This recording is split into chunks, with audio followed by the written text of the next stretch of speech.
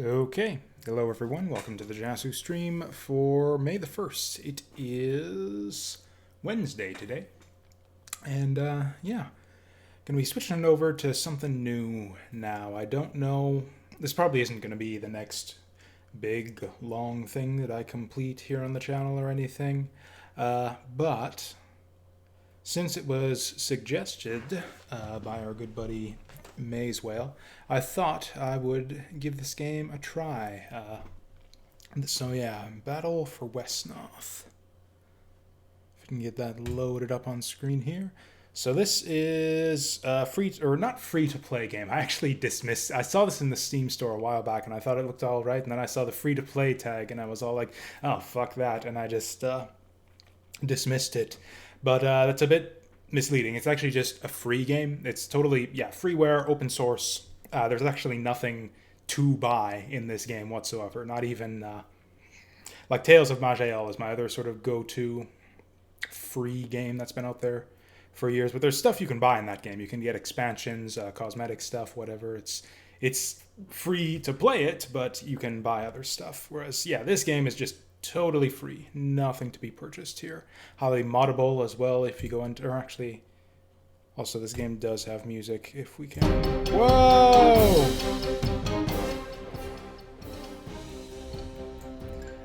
Even this is a little bit noisy. Can we stick it into preferences here? Okay, there we go. So we're going to want to take that down. Probably just get all the volume down to a reasonable level. I make this mistake every time when I'm playing a new game on stream here. I get the volume levels to the point where I like them, but I do it on my speakers and not on my headphones. So yeah, what is a reasonable speaker volume is not necessarily a good headphone volume. You know what? While we're here, we might as well check out the other options we got here. We're not going to be doing any multiplayer. Display, we're just doing full screen. None of this stuff. Okay, this stuff's pretty basic. I think we want all that. Why do we want to limit FPS?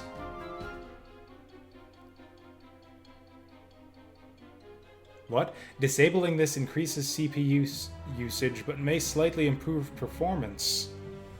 It's, yeah, a bit of odd grammar there. I think they mean that enabling it will improve performance at high resolutions. I don't really think we really care about FPS in a friggin' turn-based strategy game, so we'll leave that. Oh my. Get the feeling this might end up being a complicated one, and we'll leave that for now. We'll stick with the default controls until I come across something I don't like. Of course, your classic, skip AI moves option, accelerated speed. We might make use of that. Yeah, none of this makes any sense to me. So first up, like I said, this is a totally free tactical RPG, I guess. Although from what I've seen, it's not exactly a tactical RPG like Final Fantasy Tactics. Although I've seen some people out there on the internet saying, oh, if you like Final Fantasy Tactics, Battle for Wesnoth is a free Final Fantasy Tactics. No, it's not really the same as all that. It's more of... Actually, it shares more in common with Advance Wars, as far as I've seen, where you've got... you're taking over towns to get income and build new units and stuff. It's that type of game. Or much like the recent Wargroove, which was the other Advance Wars-esque game to come out recently. So anyways, I loaded up this game and tried it out a little bit, and I thought it looked, just really neat from what I've seen so far, although what I've seen so far is not very much. I'm just going to replicate for you my first attempt to play this game. So naturally, you got a bunch of different campaigns here, and you can actually, and again, this is an open source game, so you got a bunch of add-ons, so you can add more campaigns and interface features and whatnot. Yeah, if you go to... So yeah, these are all the user-created campaigns.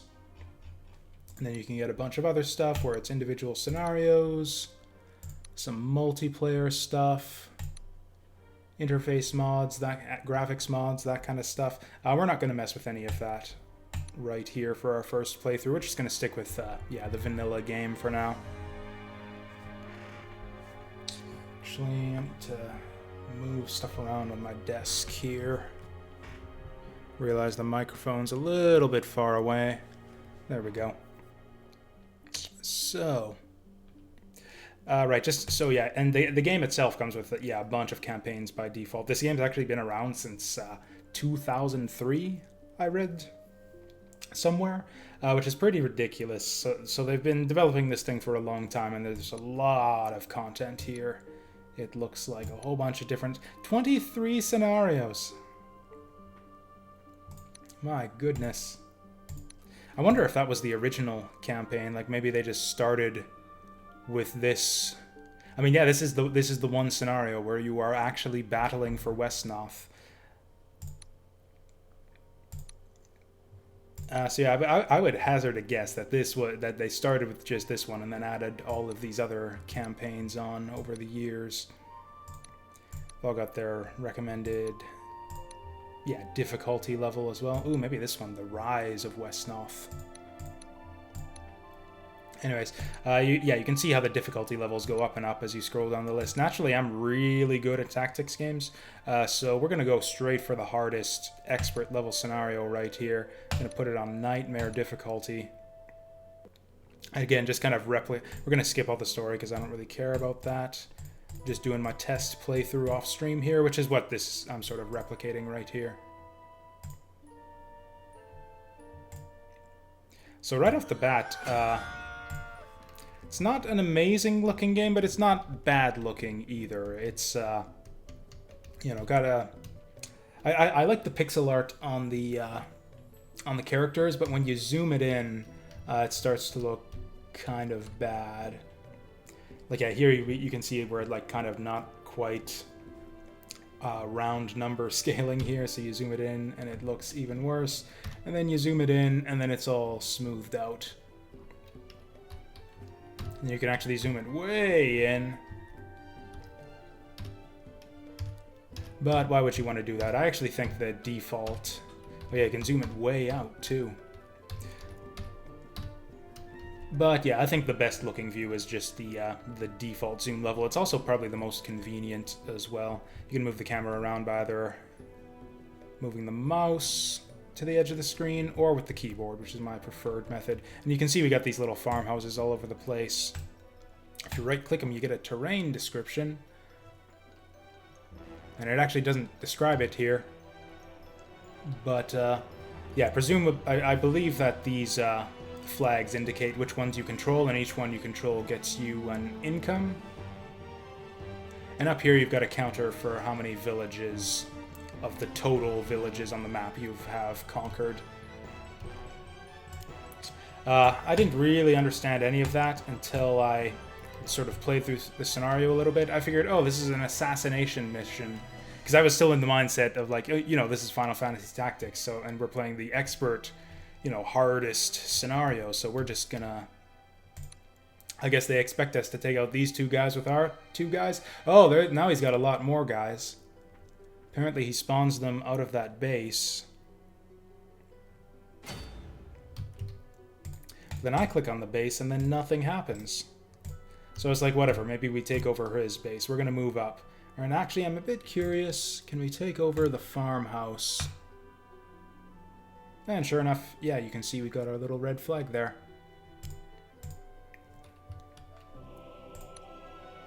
This was really cool. This was part of the thing that kind of got me really interested in this game. Or it's not going to happen just yet, but we're going to see that there's actually kind of a scrap going on here on this map before we even get started with it. The blue guys and the green guys are fighting with each other. So I figured, oh, maybe that's the scenario, is we have to assassinate the lead, like go around these guys and assassinate the leaders with our two guys. Oh, I accidentally queued up an order there. You can do that where if you, yeah, click outside your unit's movement range, then that'll queue up the order for you for next. It'll move the rest of the way at the start of your next turn, which I actually don't really like. I prefer the way it worked in Civilization, where they would move your queued up orders at the end of the turn so that you could had a chance to cancel them if you wanted to. Oh, he sees us. Should have keeping a wider berth here. And he hit us for 5 damage. At this point, I don't really understand what's going on here, but we probably should have waited for the... Yeah, we're not even going to get to see these guys fighting each other. I should have taken it slow here. I don't think I can even get away from these guys because they got me surrounded now. Okay, green guy's going to move up and attack them. There they go.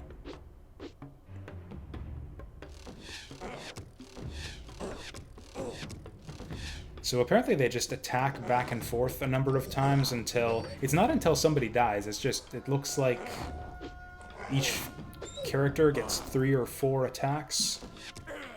To be clear, I haven't actually played the tutorial or anything yet. I'm just kind of explaining what I've sort of noticed or what I'm figuring out about the game as far as I've played so far, which is very little. In fact, we're about to get up to the point which is about as far as I've played. Okay, so I guess we're going to occupy the farmhouse and we're going to attack this guy. So we got 2 options here, pitchfork melee and pitchfork ranged.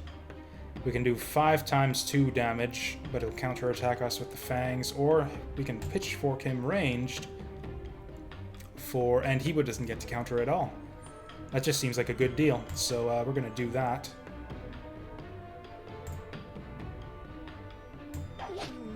And look at that, we hit him for 4 damage. Only, yeah, like 8 more hits to go. I guess he might as well do the same thing. Ah, that's a miss. Oh, that was my leader. Yeah, so I'm dead. I did a little bit better at this on my first attempt. I moved a bit more slowly and managed to actually engage the leader. And he took my dudes out in like 2 shots, and it was pretty ridiculous.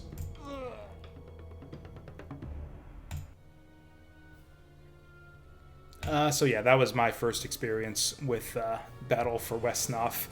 So clearly there's more to this game that I have to figure out. And actually, I noticed after I failed here, if I go to... Oh, I can't do it now, but there is an option to... Or a menu option to recruit units, but I don't know how that works just yet. I think you have to have your guys sitting inside a base, because I noticed that neither of these leaders are moving.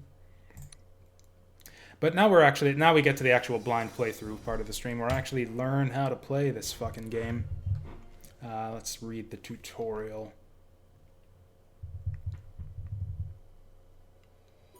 Yeah, I think I got the movement and attacking thing down. Ooh, healing and recruiting. That sounds like that could be helpful. Do we want to be a dude or a lady? On the one hand, I always pick the lady when given this option. On the other hand, the dude just looks a lot better. I like the artwork on him better, but we'll pick the lady because we always pick the lady.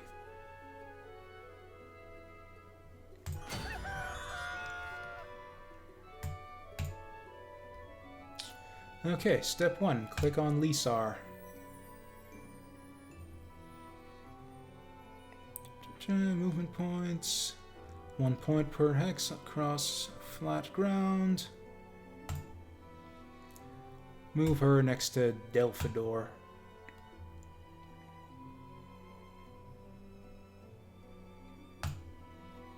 Well, seeing as we got movement out of the way, I would say that attacking things is the next thing on the list.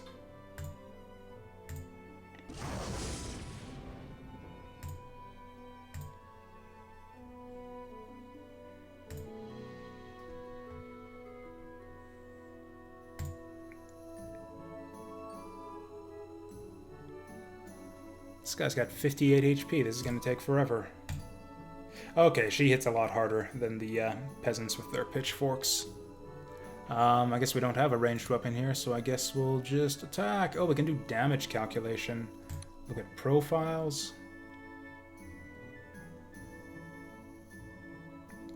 Wow, this is a lot of stats. Okay, you've got individual movement costs for each unit, just like in Shining Force.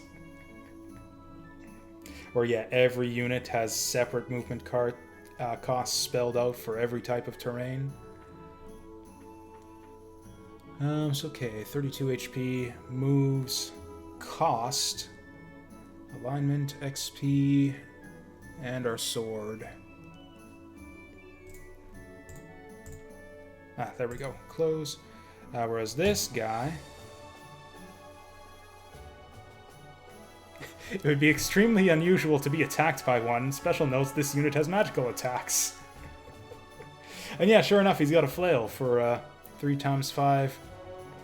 Oh, 3 times 5 strikes, so that's probably like 3 strikes at 5 damage each then.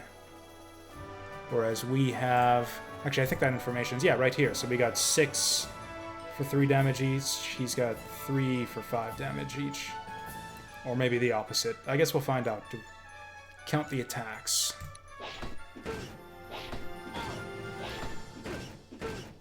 Okay, so he's got 5 attacks and I've got 3.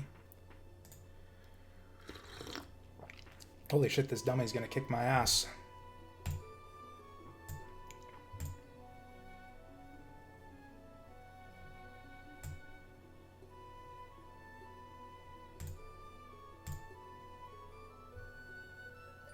Oh, sure enough, now he's going to explain it way ahead of you, Delphador.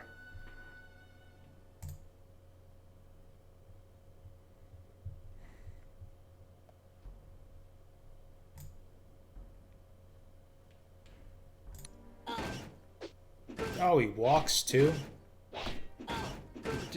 Oh shit, he almost killed me.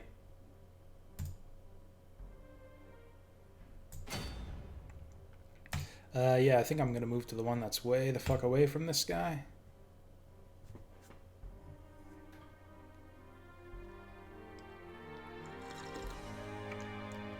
There we go. Okay, so I'm probably gonna need to recruit an army to deal with this guy.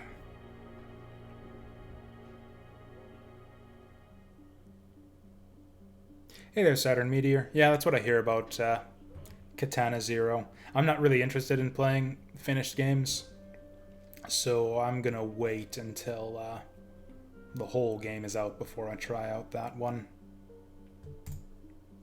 8 hit points is not gonna be enough here. This guy's hitting for like, what, 15 if he hits with all of his attacks? Aha! Yep, sure enough, we need to recruit a posse to deal with this training dummy. That always annoys me when I go into, not even just a game, just any type of experience, not expecting it to be complete, and then it turns out not to be in the end. Infinity War actually did that for me. I didn't realize it was the first half of a 2-part story, so that pissed me off when Infinity War ended the way it did. In fact, I don't think I'm even interested in seeing Endgame now. This is Battle for Wesnoth. Yeah, Maze Whale suggested this one to me a couple times, so I thought I'd try it out here. This is like a totally freeware, open source, turn-based strategy game. Okay, we're going to recruit 2 Elvish fighters. Oh, there we do. There we do. We can recall, too.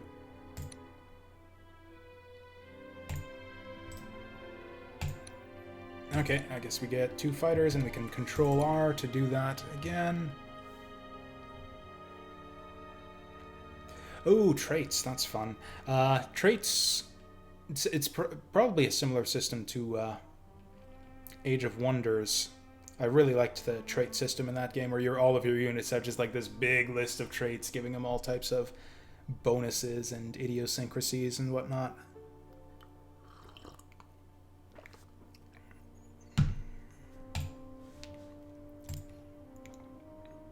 Looks like we've got a shorter list of traits here. This guy's intelligent. 20 XP less... minus 20 XP to advance. And that's a nice combo there. So he advances more quickly and he gets more HP every time he does. This guy is both resilient and strong. So he does extra sword damage, so we should use swords with that guy.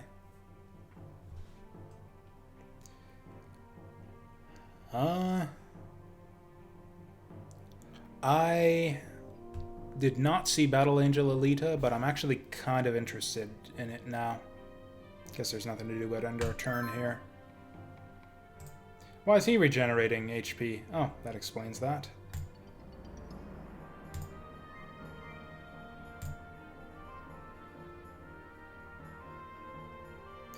Oh man, I wish they would just tell you the overall damage, like just in brackets. Like, I know it's just basic multiplication, but I am not good at basic multiplication.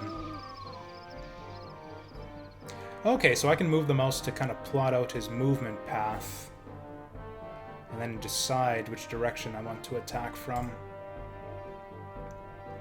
Okay, so the sword does more damage, but he gets a counter attack. So we probably want to use the bow then.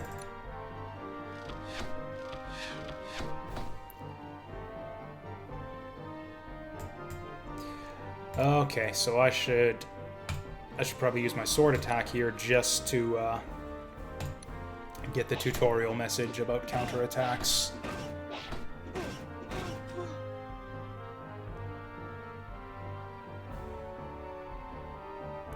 I'm actually a minor fan of Will Smith. I like most of the stuff I've seen him in, but I'm not interested in the new Aladdin movie.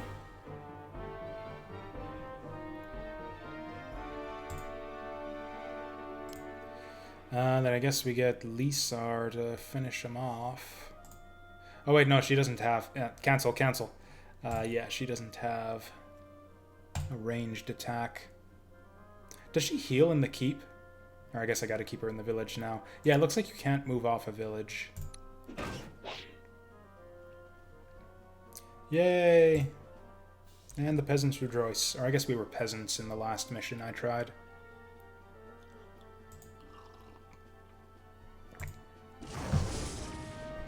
Oh, good grief.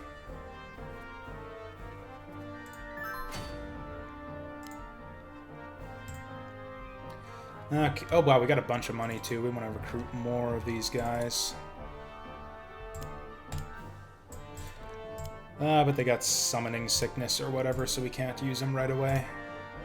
Can I 1v1 these guys? Probably not.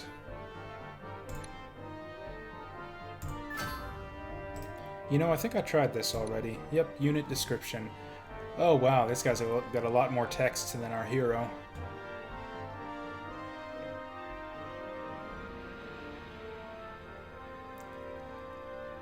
Oh, they got random traits. Okay, that explains why our two guys were different. So this is actually a pretty basic stat sheet. You get a couple traits. Yeah, you got hit points, movement, cost, and alignment, whatever that is. Oh, hey, you click on it and it tells you what it is. Okay, there's a day-night cycle and that affects when you're most effective.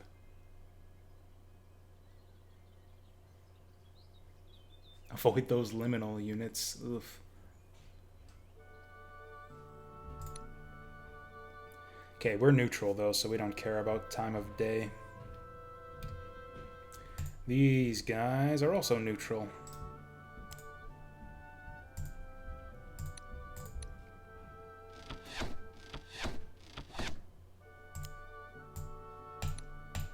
We're going to be able to finish this guy off with bows before he gets his attack.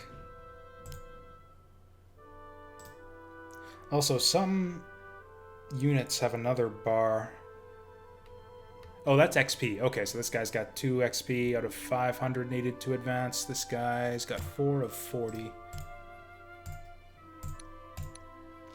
I don't know what that 40% is. Oh, that's probably your defensive bonus for that terrain.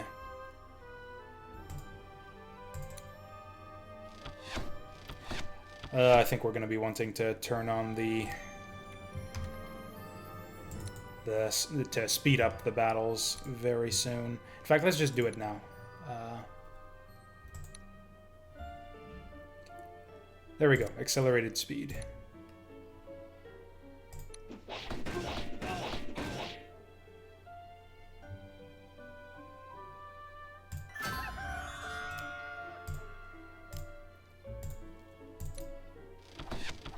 Oh, that's so much better.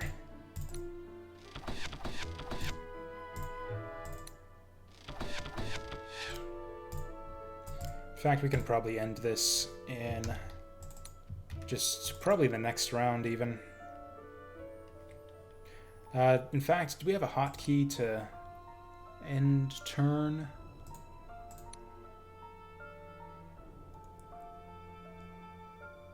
Control B, Control V.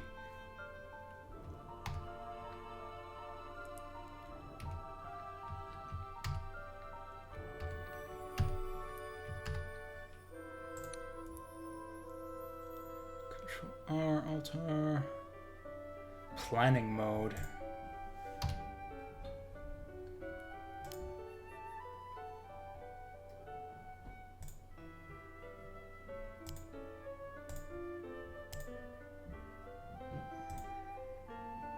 Okay, I don't know what this does.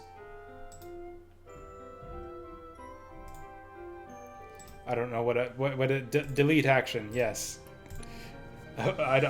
Unless they give us a tutorial on planning mode, I think we're just going to ignore that.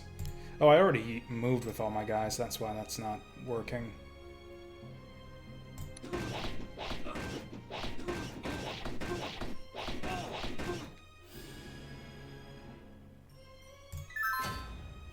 Oh, that explains why I have -2 income right now. Okay, so I get 2 units for free, and then each of the others costs 1.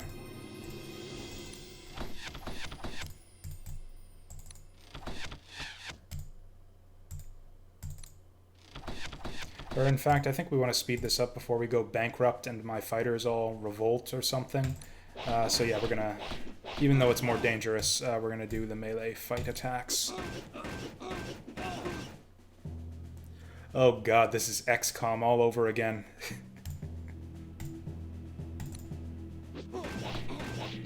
There we go.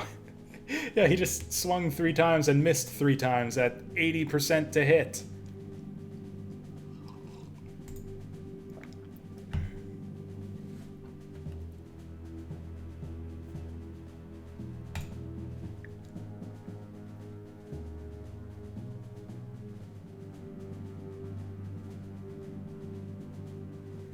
You know, I probably should have tried to get the kills to my leader here, see what happens if she levels up. Welcome to Wesnoth. Were we not in Wesnoth already? Hey, that's what I chose to title my stream. Calling units, abilities, and weapon specials. Or no, abilities and weapon specials, income and upkeep, long distance movement, zone of control, and time of day.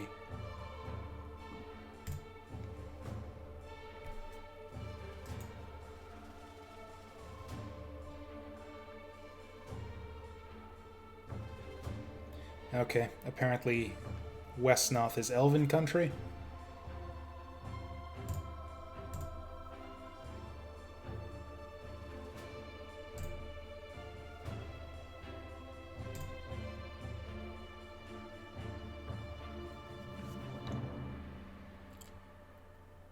Should I be reading this? I don't know.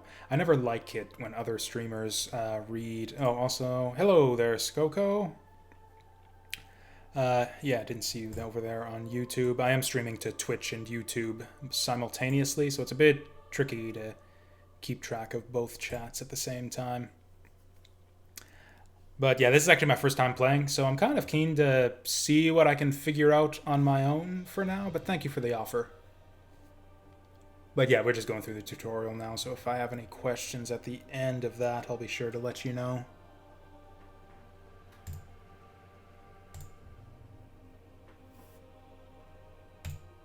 Okay, so we got Kirby 9. Hello.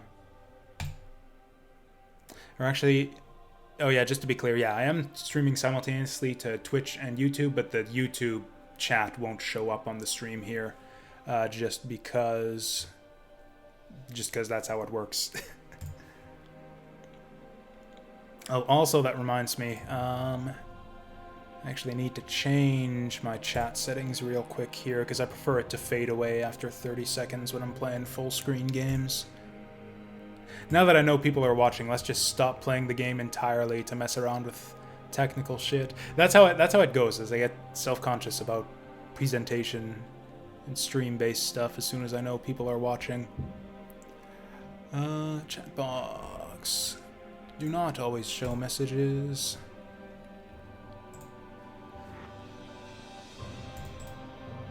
And we're gonna refresh that. Good, good. I was totally gonna fight the orcs single-handedly, to be honest. Really? Do I have veteran troops? I had one guy who had like 4 XP. I guess this is how they explain recall. Oh, that's cool. So your units actually carry over from one scenario to the next.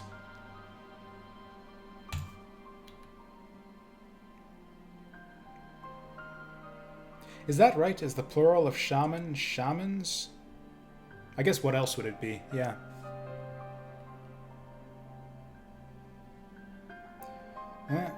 Well, he's the expert, so that's what we're going to recruit. 2-2-1. The good old Destiny Cloudfist build. Actually, I think Destiny Cloudfist was 1-1-1. Anyways. Oh, he said stuff, and I clicked away too fast because I was going to recruit more dudes. Whatever. Archer, archer, fighter. Oh. I'm in the poorhouse now. Shaman. I was probably supposed to not recruit these guys until I took over some towns.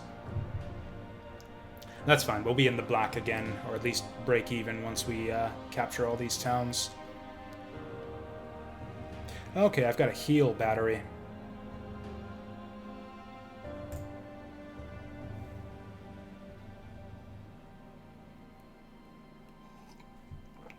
Good to hear. I'm glad I'm doing well. Okay, abilities for... Okay, so we got abilities in addition to traits.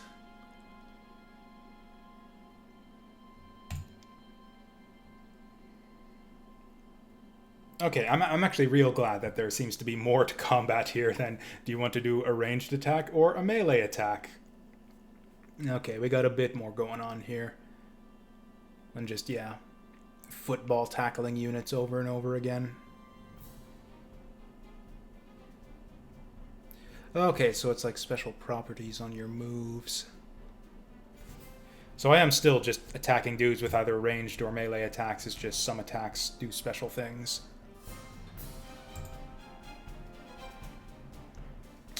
I'm probably not going to be recruiting anything else anytime soon. Or in fact, I think I can just move her back after I... Because, yeah, I can go here right now, and that's just free money. And then if I want to recruit more dudes next turn, I can just move her back on the base.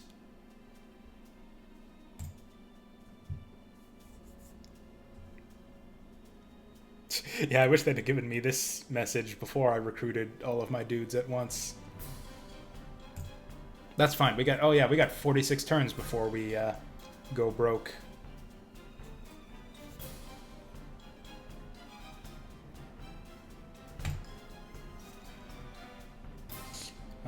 So I guess that's everyone done.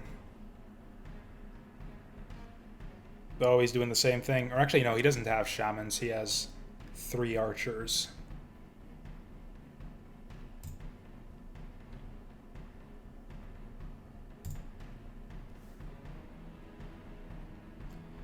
It's 100% chance to hit you. Okay, so your chance to hit is just straight up based on the enemy's terrain bonus. That is a tremendous difference there. 80% chance versus 40%. It looks like, yeah, your defensive terrain bonus is really important.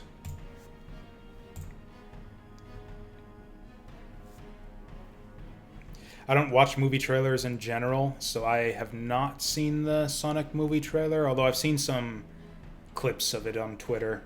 Jim Carrey, I think, kind of pulls off a decent Eggman, I think. It's the mustache looks really good on him. I'm not going to see that fucking movie under any circumstances, though.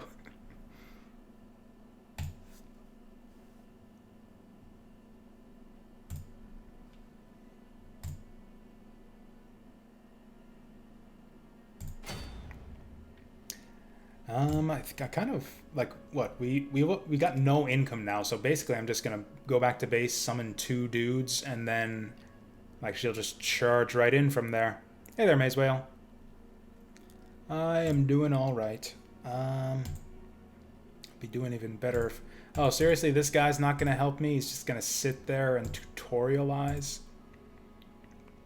Look at this guy. He's an Elvish champion. He's got... What has he got? He's got 70 HP. He hits for 9 times 5 damage. What a useless twat. Oh, also, he doesn't actually have a character bio. He's just, yeah, generic Elvish champion. Actually, if I look at her... Yeah, she's just fighter. Not even Elvish fighter. She's a human. That's weird. Anyways, she doesn't even have a bow, so I'm probably not gonna fight with her at all. But yeah, I guess we just move up the field. Stick to the trees for sure. Holy shit, that's 40% versus 70% on defense there. I probably want to keep my fighters in the lead if I can. Which unfortunately I can't really. I need to send someone over there to capture that village. I think I'm going to send all these guys down here. And then the next batch of dudes I'm going to send over in this direction to capture these 2 things and guard the river crossing. Maybe even do a little sneak attack. Yeah, it looks like this guy's coming up this way. Or is he there? Oh no, that's the leader. He's moving out. Anyways, we're going to recruit some more dudes. Who do we want? Probably a fighter and an archer. And yeah, it's... And then that's kind of it. We're flat broke. So I might as well just move her up the field from here on in. Do we have anyone else to move? Is there an easy way to do that?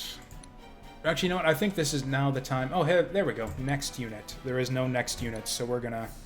Like, we're literally just in the tutorial. So, I can't say how I'm liking the game so far. I like the presentation. It looks really good for a free game. And what little I've seen so far, it certainly seems interesting. So before I did the tutorial, I decided that since I'm awesome at tactics games, I would just try the first scenario of the hardest campaign on the hardest difficulty. But I didn't know how to recruit units at that point, so I just kind of tried to take on the entire orc army with my 2 peasants, and that didn't go very well. Although the 2 orc armies were fighting each other, and that was really cool, so it looks like there's potentially some really interesting battle scenarios in this game. Yeah, this is an old one. I saw that on the Steam page. This game's been around since like 2003, which is just astounding to me. I'm curious now to look into the history of it. Like, did it always have graphics this good? Did it used to be ASCII based or something?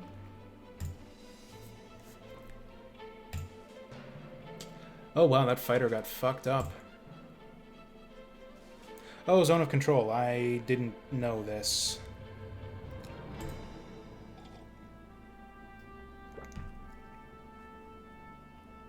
Oh, that's actually really handy. I love zone of control in tactics games. In too many tactical RPGs, it seems too difficult to block off enemies from getting at your units. Especially if the game has like some sort of flight mechanism where you've got flyers who can just go right over your dudes. Do we want to capture... Oh, we really don't ever want to attack this guy other than from the trees. Okay, here's the thing. If I move this guy, is that his turn done? No, he can still attack, so I can move a dude out of a space and then move another guy into that space.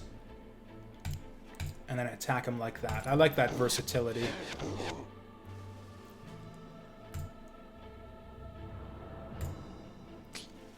I think I might use her to kill him just to try to get all the level ups to my leader. Although that's going to be a 40... it's going to be shitty defensive bonus no matter where we go. And this means that we don't have to attack him from the water, where we're vulnerable. We've got -3 income, dude. We're not recruiting shit on the rest of this map. Can I undo that? Was that a mistake? Okay, it looks like it doesn't let you undo if you did combat. My shaman is over here. And now she's over here because these two guys need healing. Actually, no, if I do a ranged attack from the water, then we're fine.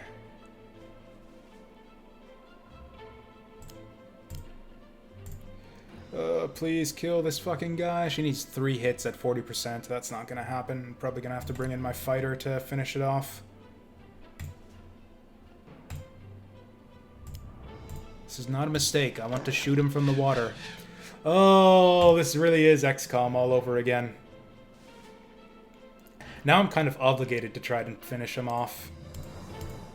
Oh, right, I haven't done this yet. We'll do this. Oh, he does have a bow. Why did I... Right, my main leader doesn't have a bow. But, yeah, my fighters do. But I do want to take him out before he gets his turn.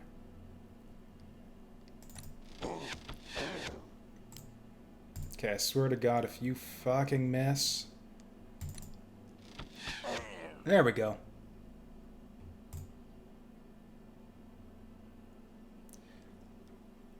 So... Yeah, only these two need healing, so we're fine. Actually, she can move right on top of the building there. And then these guys get to move. We're going to move them to get those buildings over there. And I think that's the end of our turn. A lot of people watching on mobile screens, apparently. Actually, is there a...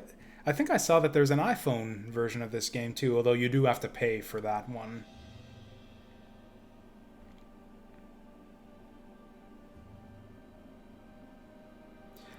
I don't think anyone's going to be able to get that building in time. I can get an archer there. That's not brilliant. Although it's better than him. That's right, we can just park our units on top of there and get healing every turn. Yeah, that's really advantageous if we can do that. I don't think we're in any great hurry to capture these buildings, so I think I'm going to keep my leader back.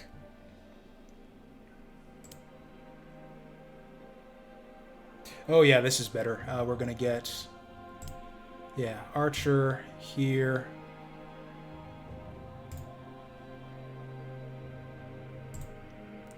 Fighter here. Now we've taken all the good terrain. Shaman probably have to sit back. We don't want her getting attacked. Although actually I do want to put her here. And yeah, I guess I might as well take that building. This bridge is not great for us.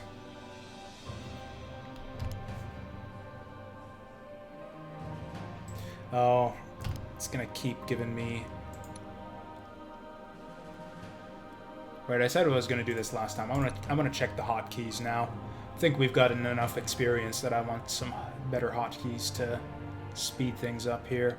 Scenario objectives, statistics... Statistics? What statistics can we get?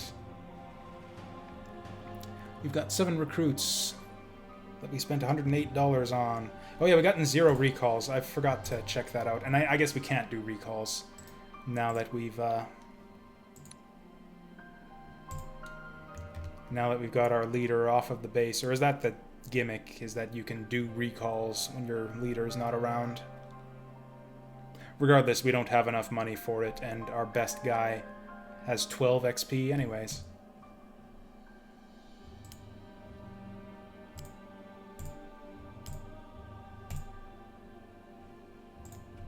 It does. The thing is, I want, save replay. I want more hotkeys. I want a hotkey to end turn. I want a hotkey to... So one thing that annoys me here is if I hit next, like she's done moving. I don't want her to move anymore, but because you can stagger your movement in this game, it'll still show her in the unit queue. Same with this guy. So what I would like to do is like get some function to tell them, hey, you're done. Stop showing up in my unit queue.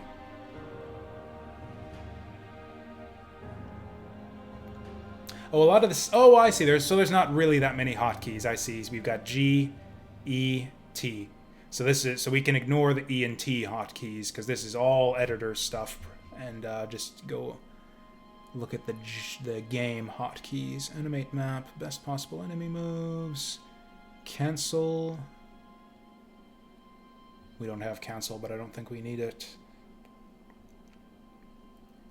Change side. Oh, debug. Oh, so I could like go control the orcs if I wanted to. That's neat. Clear labels, clear messages, continue move, continue network game. Delete action, delete unit.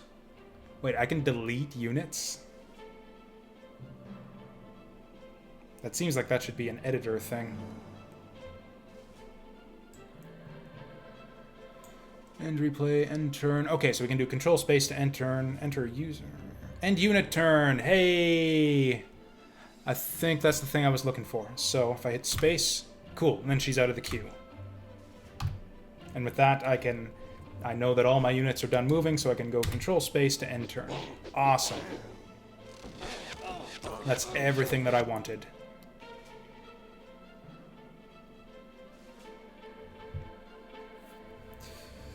Oh, wow, that's a massive swing. They're 25% stronger and we're 25% weaker. Oh no, our Elvish guys are neutral. Okay, that's not so bad. So we're, yeah, if we ended up in a situation where we've got like all lawful versus enemies all evil or all chaotic, we're gonna want to like fall back hard during the night phase. Probably don't even want to attack so as to avoid their counterattacks.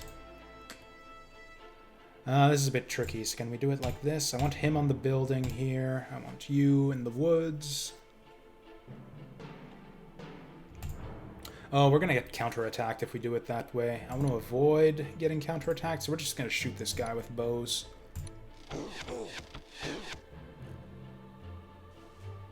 Yeah, it's just kind of like I'm used to playing these types of games. Like Space, like Age of Wonders had the same feature. Where it's like, yeah, you move a unit, but you want to take him out of the queue so that he doesn't show up anymore. And so, yeah, it was... Actually, I think it was... No, it was J in Age of Wonders to, yeah, have a unit not show up in the turn queue anymore.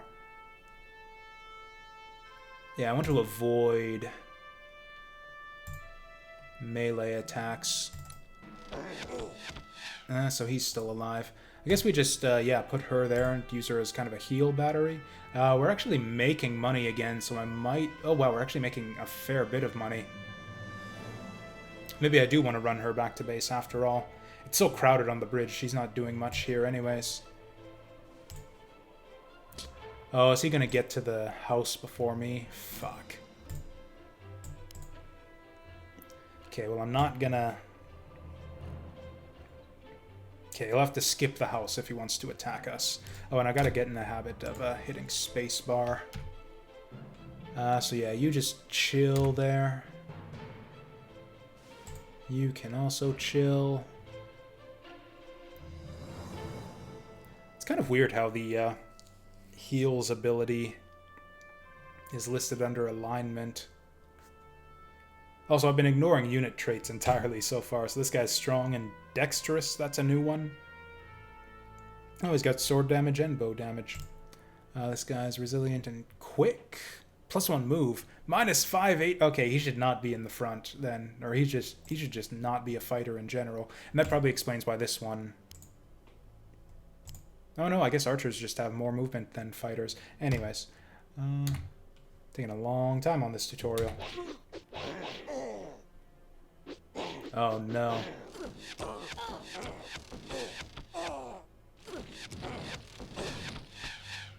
Is that guy shooting flaming arrows at me?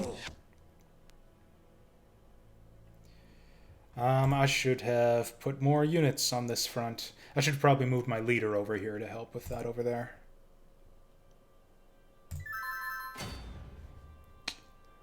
So that healing helps us quite a bit.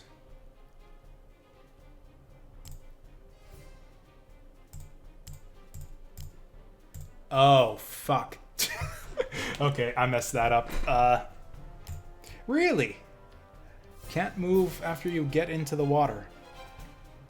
Well, that sucks.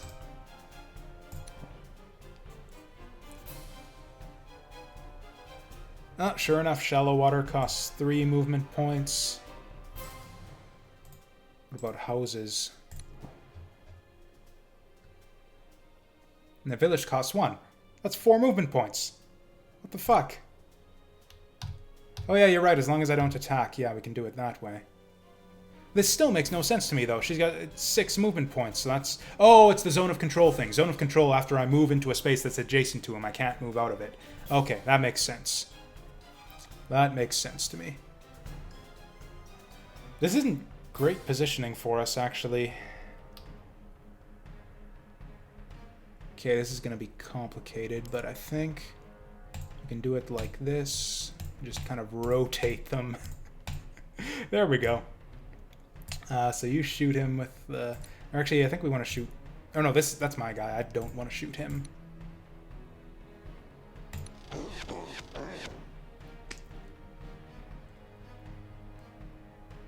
Oh, also this guy's Puraurbagort. Is that why he has flaming arrows?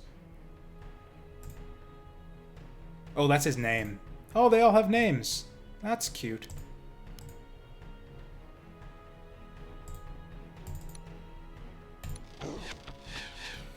I think...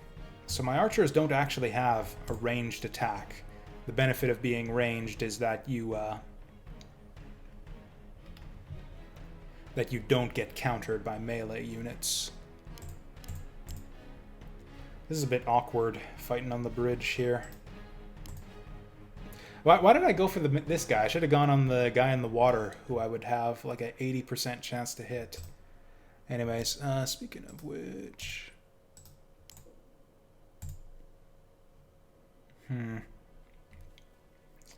Yeah, these guys have got a big bonus against... Well, this guy does way less damage with the dagger, though. Yeah, we're 18 at 50... Or no, 12 at 50% to his 8 at 30. So yeah, let's do that. Well, that fucking figures. Fuck's sake! Yeah, this is why I don't play games with dice rolls. Motherfucker. Okay, we're gonna go back here, and we're gonna need reinforcements probably real quick. I think our fighter's about to die. Though we gotta be careful, because this is gonna reduce our income. Do we need a second shaman? I think we need a second shaman. And that's all my money.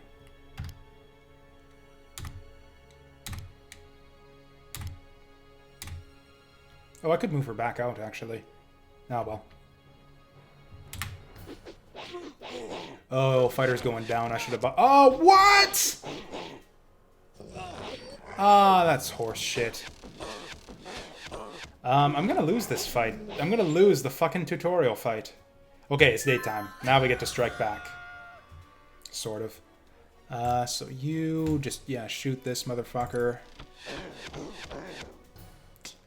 How do we want to do this? This guy needs to get the fuck out of here. It doesn't matter. He's gonna die anyways before he can get the healing. Actually, she can probably finish this guy off, so we're gonna have him... Yeah, he can move over here. Oh, or can she kill this guy? Yeah, one... we got 2 shots at 60%. If we miss both of them, that really sucks.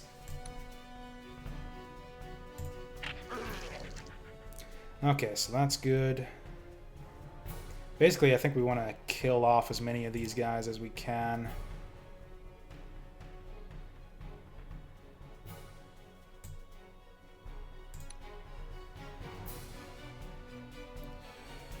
Yeah, that grunt. He's got 10 damage with his sword attack. Yeah, we need to fuck his shit up pronto. Bow's not quite going to do it, though. I think we need to do a sword attack to get him dead.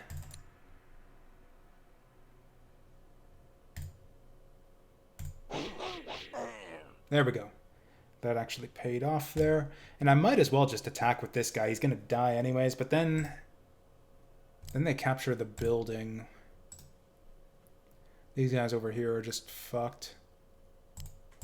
Maybe not. Maybe not. Yeah, this shit right here is terrible. We're actually going to back up. Then, yeah, if he comes off for us, then we can... Although this is a free attack, but then he's going to heal it back anyways. Yeah, let's just do it. 4 fucking hits at... What was that? Yeah, 4 fucking swings at 60%. 0 hits. I think I actually need the shaman, like, everywhere. Like, I need an extra shaman on both fronts here. And also, I think she needs to come back in.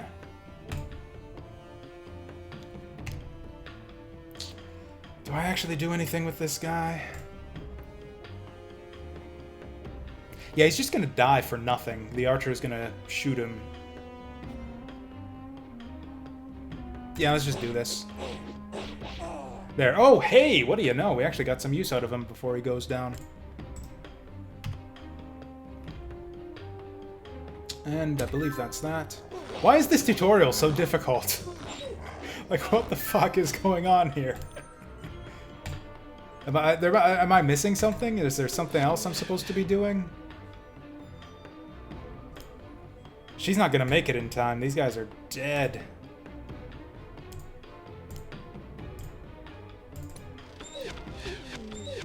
Okay, I shouldn't be letting him sit on that that house there. Yeah, I should have done the original plan and backed off and forced him to come to us. Or does he not have any reinforcements? If he's done, then we're fine.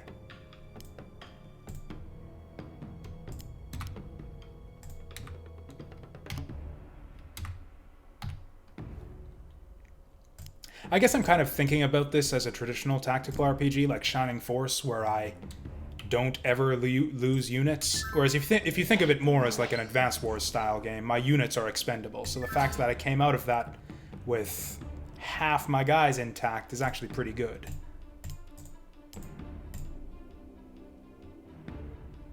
Yeah, I was just kind of thinking of this as, yeah, like a you know, RPG-ish tactical RPG where you expect to get through without losing anyone.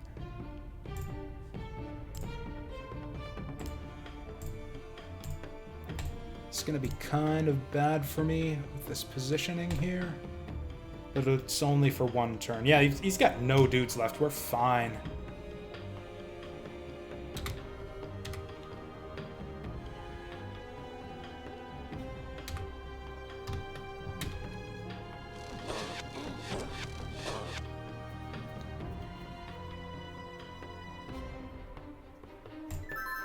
Oh, we could have just rushed the leader this whole time, too. How does that make units semi-expendable if you can carry... If anything, they're... Oh, I see what you mean. So they're not entirely expendable because you can carry them between missions. I see what you mean there.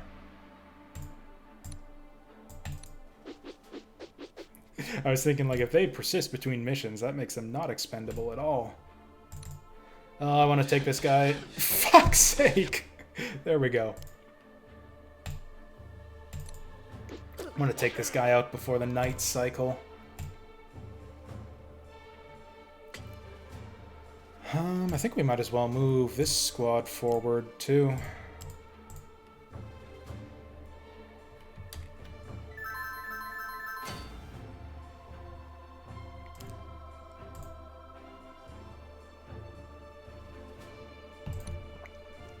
Yeah, this is the fucking tutorial. We haven't even started the game proper just yet. Let's just,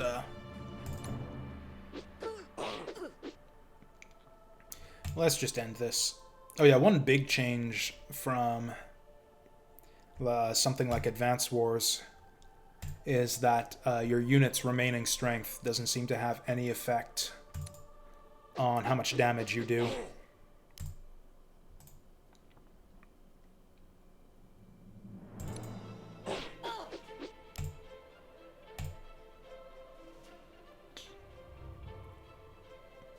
I actually don't think we want to attack this guy at all.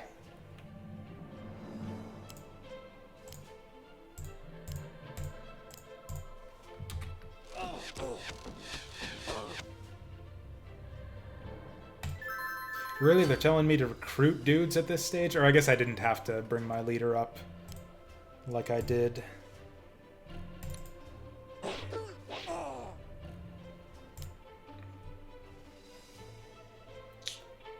Actually, I think I'm going to capture that town over there. It's a little bit... Actually, no, it's not. It's a little bit risky for my shaman there, but I think she'll be fine. That's not really accurate. I hope she'll be fine. That's the word I'm looking for. Hope. I make that mistake a lot of times with games that I'm terrible at. I use the word think something is going to happen when I really mean hope something is going to happen. We just need to kill this guy, so we might as well try to kill this guy. Oh, am I gonna... Can I capture his base?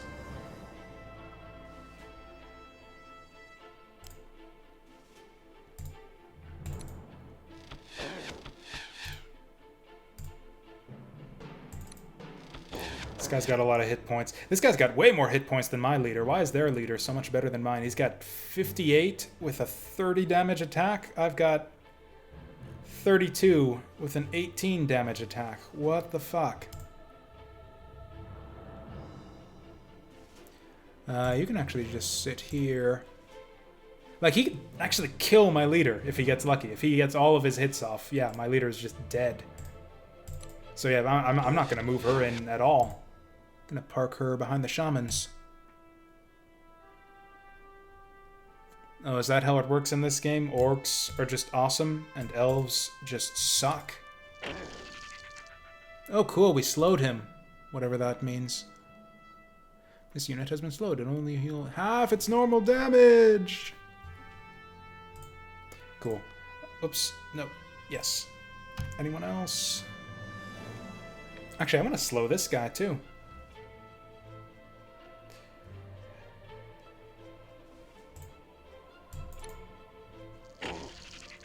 Awesome.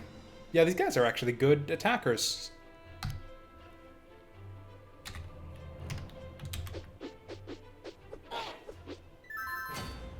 Sucker.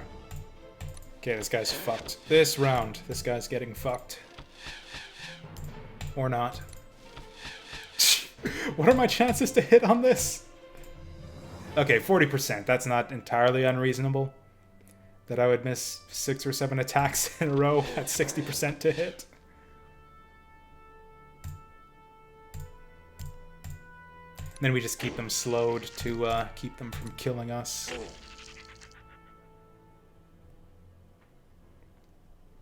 Anyone else? I'm really tempted to bring her in to finish this off. But I'm not going to. No sense taking chances when we're about to win. So who gets the XP? It would be nice to level someone up. Who's close to leveling up? This guy. 16 would do it for him. Thank you, Windows Defender.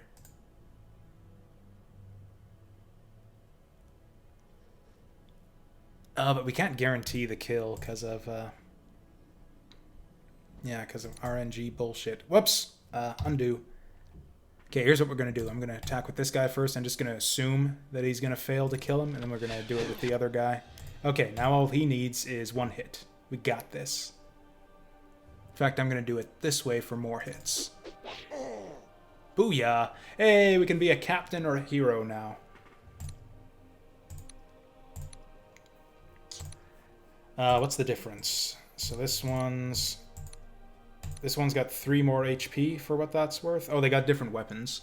So he's got 8 damage, 4 hits, 7-3. This one's 7-4. So this one's got a better sword. Oh, abilities, leadership.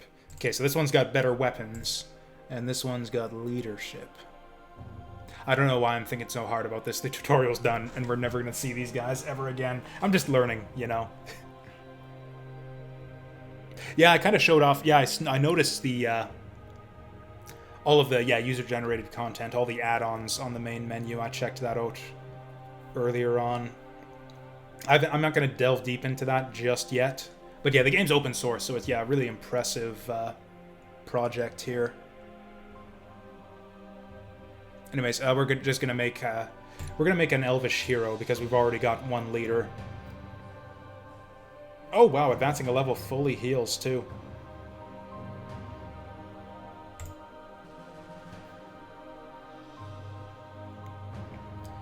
Tale of Two Brothers is the easiest and recommended for the first campaign. In an orcish incursion, you have an elvish army. Okay, so what was that? Tale of Two Brothers, then? Yeah, again, yeah, if anyone, I don't know if anyone's watching this who doesn't know this game already, but yeah, we can show off the add-on screen. So you go to add-ons to see all of the stuff you can get for this game, and sure enough, so these are all the user created campaigns you can get, which is a lot. And can I sort these by, there's no rating system it looks like, but we can go by, okay, so this Legend of the Invincibles seems to be the most popular one. 200 scenarios. Oh boy. Okay, cool. So yeah, I don't think we're doing that one anytime soon. What about this one? This one's about half as popular, or 2/3 as popular, so this will have like 120 scenarios. Oh, unique animated units too, 25 scenarios. Some of which are dialogue only. I guess that's the thing about open source, like highly moddable games, is you could do some really interesting, like off the beaten path type stuff here if you wanted to do like branching story paths and that kind of stuff. Yeah. You've also got individual scenarios. There's actually fewer scenarios than there are campaigns, which seems weird to me. Oh, I see. Maybe multiplayer is where it's at.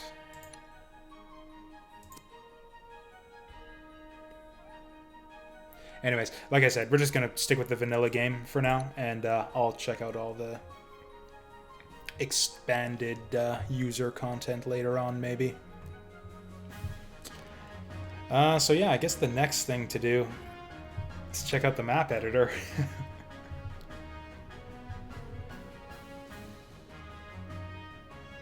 Cool.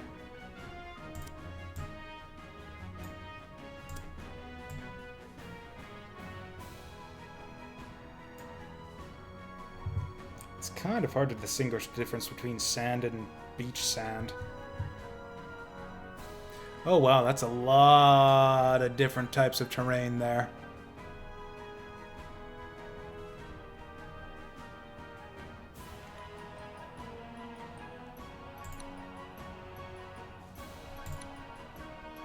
Yeah, this looks complicated.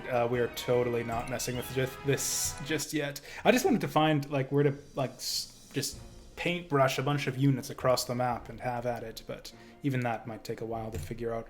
Let's actually do what they suggested. Yeah, Tale of Two Brothers, 4 scenarios. We might even finish that today.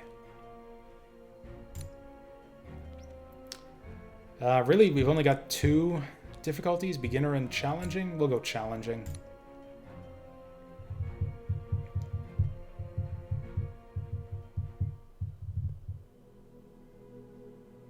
Actually, before we do that, though, yeah, I need to get some more coffee, so we'll just take a quick refreshment break here.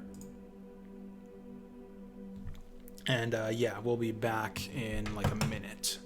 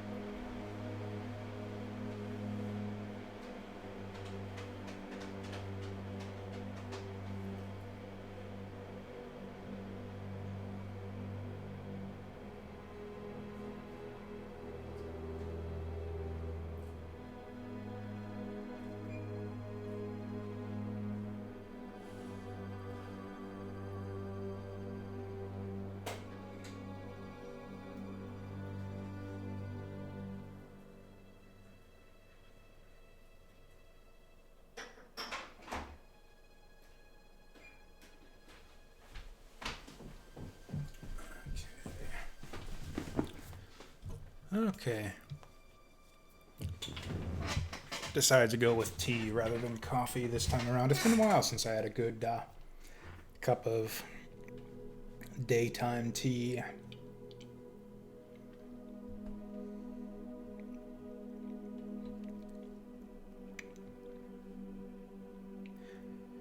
You know what? I guess I'm rather than just sitting in silence. I guess I might as well read this out loud. I don't know. It always seems cringy to me when I see other streamers read. Oh, also, yeah. Let's not forget that when I see other streamers try to read out loud. But as long as I don't like try to act it or put effort into it, I think it'll be fine.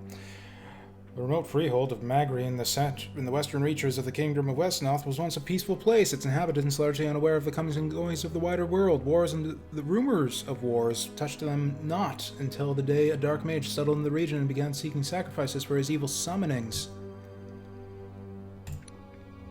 Skeletons and zombies killed cattle and fired fields. Oh no, not the cattle. Fear and obey Mordok the Mage, they cried in fell voices as they did their foul deeds. People vanished from isolated farmsteads. Men and women began to fear the night and their children even the bright day. What? Men and women feared the night, and children even feared the day. Okay, gotcha. But the nearest lord was more than a day's ride distance, and the messengers sent to seek his help did not return. Oh, should I act this? You know what? I've been thinking of playing Vandal Hearts here on stream. The Vandal Hearts narrator has the best freaking voice I've ever heard for just like a generic fantasy narration. There was a man named Baron who had shown talent as a mage when he was young, that kind of deal. It kind of reminds me of I guess the Warcraft narrator is pretty good too. Gone to the great academy on the Isle of Alduin and returned to work his magic in the land where he was born. Problem is I stumble over my words all the time, so it kind of spoils the effect. People looked to him for help and leadership. He found weapons half forgotten from the times of their sires and grandsires hanging in many houses, and bade the villagers to take them down and clean and oil them. He said this is kind of awkwardly written. I wonder if it's supposed to be like all just archaic and flowery, or if the guy who wrote this is not necessarily a native English speaker. Anyways, he set the smiths of Magri to making spearheads and axe blades for the rest. Like, I've read texts in games on stream before, and this is tougher to get through than most I've seen. Now Baron had a brother named Arvith, who had also left Magri to seek his fortune, and had become the leader of a small band of horsemen who hired out as guards to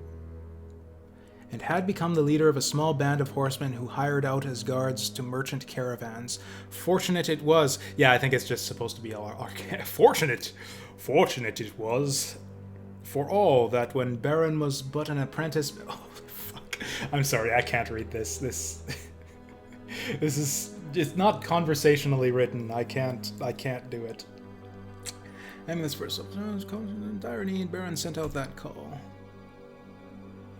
Except from the journal of Baron of Magri. If I could but face this more dark thing,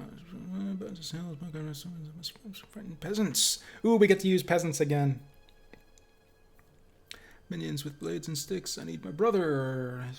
Better head for battle. Will he heed the call? I do not hear. It's not spoken this day. It's not twine. Correct. If you will not come from me, perhaps we'll aid village of desperate need.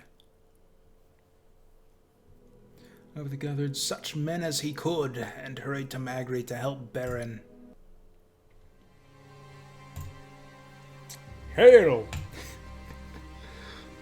Is that all, Arvith? I understand, but you called and I came. Be content with that. What ails Magri? This is actually written much better. I get the feeling that the author kind of just went overboard with trying to medievalize the introductory text.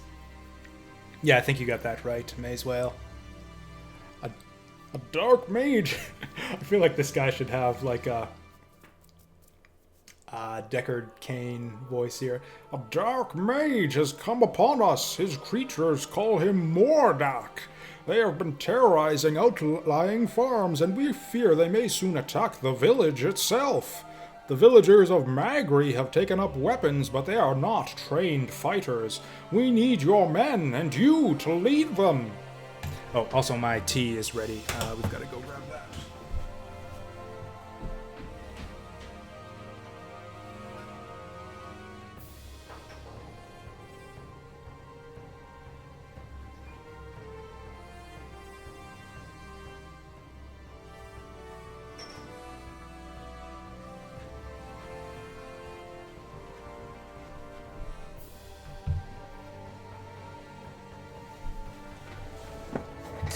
I can feel Mordok's foul touch on the hidden currents of the earth and air.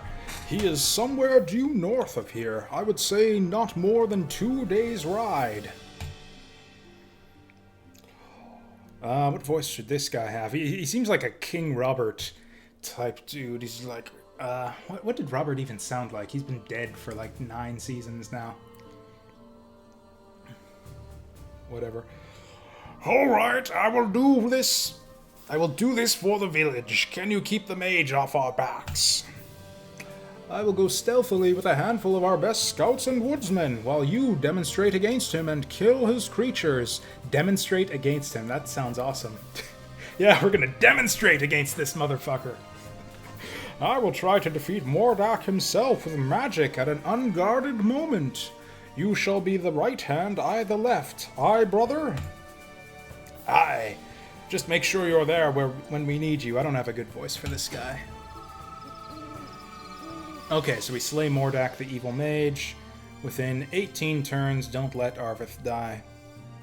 Gold carryover, finish early bonus, 40% of gold. Oh, okay, so we're rewarded for being wealthy at the end of all this. Gotcha. So we're poor as fuck to start out. 25 starting gold. Villages are way over on the enemy's side. That's fair. Ooh, but we got a fort up here, so I actually think what I want to do is just recruit once and then move my leader up to here, and then we can just recruit waves to send against him. Oh yeah, and we got a few buildings we can take on the way over there. We'll get, probably send a horseman to capture these 3 buildings, and the windmill, if that's a capturable thing. This is actually pretty fair. He gets... Actually, it's weighted in our favor, even. I've got way more buildings to start off with than this guy. Oh, and as far as our starting dudes, we got a spearman. Yeah, everybody's lawful. Oh, footpad is chaotic, actually, weirdly enough. Oh, he's also got 7 movement points. Ah, this guy's quick. So footpad. Is that a real word? Is footpad some kind of medieval clubman? Oh, it's an insult. Like footpad is like a racial slur against criminals or something. Oh, seriously? We've got male and female sprites too? Is that what's going on here? They look almost exactly the same. It's, yeah, they just like angled the torso, like the upper body slightly to show off the slightest impression of boobs there. Other than that, yeah, these look... Oh, and the hair is slightly lighter.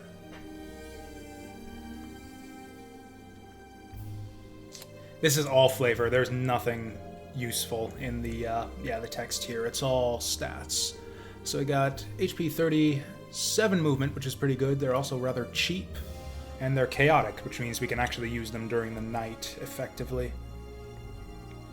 They got clubs and slings for not a lot of damage. Okay, these are scouts. I think we're going to use them as capping units. So yeah, that's perfect. In fact, they even start you off with him up here. So we're going to get our footpad going up towards the houses up here, and he'll just sweep across and capture all 3 of them, I think. Now... Yeah, I think what we want to do here is just charge up the field as fast as we can and take this fort here. He'll probably send out a bunch of dudes to fortify it. But yeah, if we can push past them... Oh, you know what? Time of day is... It's tough to tell, but it looks to me like we're about to transition to nighttime. Is there a thing I can see or someplace I can check? Ah, here we go. Time of day is dusk. Okay, so we go from dawn, morning, afternoon, dusk, first watch, second watch. So yeah, we'll be at nighttime.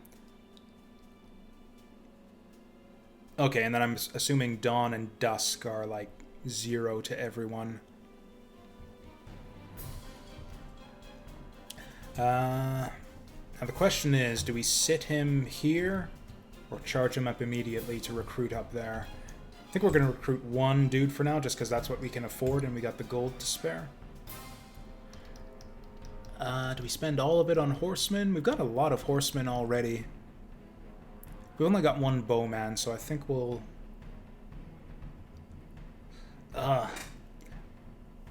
We're just short of being able to afford 2 14 costers, though. I think I'll just go all out and use the horsemen. That'll get us charging up the field faster as well. And now that we're...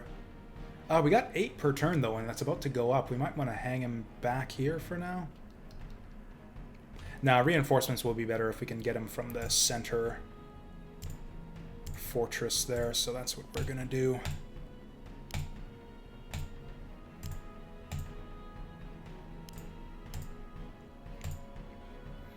Oh, can you name these guys? Oh, yeah. Yeah, sure. I'll give you... Yeah, I'll name someone after you, if that's what you want. We'll see if we actually get another recruit. It's also possible that our leader just dies before we get up there. That's a thing that could happen. Holy fuck, he's got a lot of dudes all of a sudden. And it's nighttime. And they can move really far. Holy shit. Okay, 3 of them are just bats, though. Those are probably easy to deal with. Yeah, I don't think I'm going to recruit another footpad after this anyways. It's going to be tough moving through the trees there. Oh, and also our horsemen are not good in trees. Actually, here's what we'll do. We'll get the horsemen up the long way around. This will give us time to regroup also.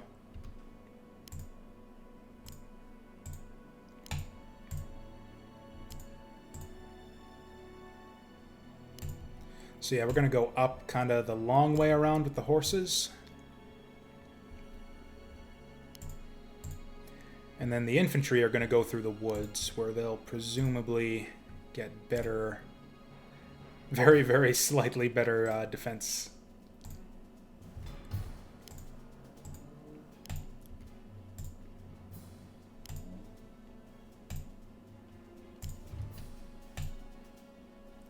Oh, now we got 9 per turn. Maybe I should have kept him back here. Kept our leader back on the base, because, yeah, we could recruit more dudes like every other turn. I think we just want to aim to capture this base super fast. Oh, except we don't want to go too hard now, because we got another phase of nighttime ahead of us.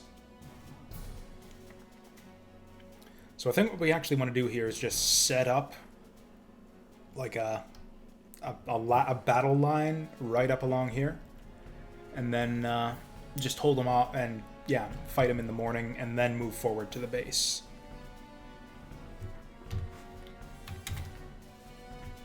Oh, he's okay, and he's sending most of them to just cap buildings. What the fuck?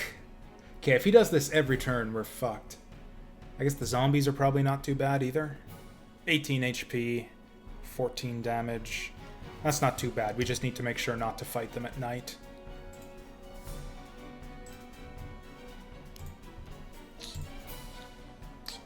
Do want to make sure to keep our units grouped up. And our leader in the back.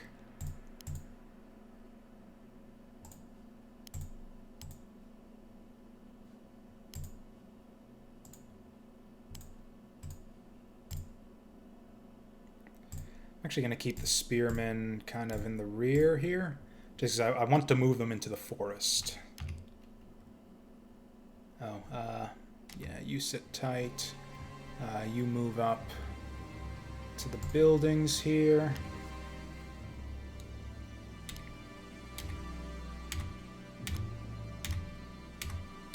Yeah, keep a tight formation, and hopefully the enemies will just kind of break against it. Can I not see? There we go. Yeah, the bat's the only one who's going to get in on us here. So that's bullshit.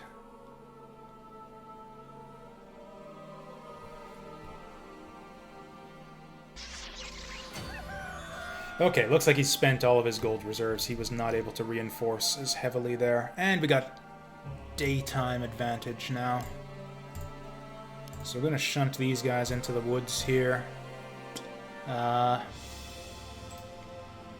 Is this guy any good against this guy? Okay, so the bats don't actually have a ranged attack, so I think we want to go like this. Easy. Oh, these guys don't have a ranged attack, though, so it's actually safer to go with them. 40% though, it's hardly even worth it. Oh, it's morning. We don't have an advantage. Whatever. We don't have a disadvantage, so that's good enough. If anything, we kind of want to keep things a little bit reserved still. Did he just gain health off of that?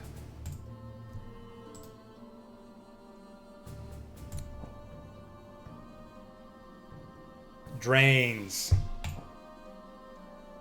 For the amount of damage it deals. Fuck me. And it deals up to 8 damage. That's ridiculous. This thing is invincible. We're actually putting ourselves behind by attacking it with melee dudes. Except I've got nothing but melee dudes, so I think we just need to get lucky here. Is this even worth my time? He's got a better chance to hit than we do, too. Oh, but we do 18 damage with the spear, so yeah, 1 hit will do it. That archer attack was actually a waste. There we go. Oh, this guy doesn't even have a melee attack. Yeah, might as well wipe him out if we can ever hit him.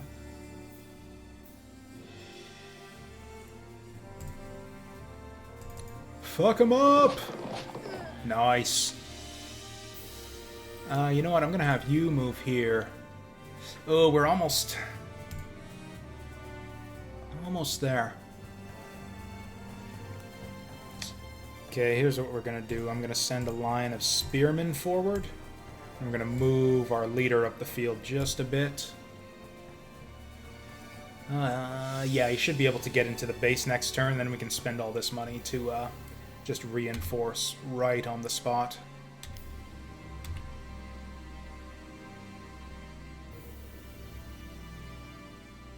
Oh yeah, I noticed that damage calculation thing earlier, but I didn't really understand the results it gave me. This should be alright for us. Let's see what happens. Oh wow, that guy's really good at... Oh, fuck! He's gonna take my base. Does that actually matter? He's not gonna take my base, because he's not a leader. He can't recruit there, but they are gonna take my houses, which is a bad time. Okay, so now it's daytime. We got our full lawful advantage here. Which doesn't give us much of a bonus, it turns out. These skeletons are really strong.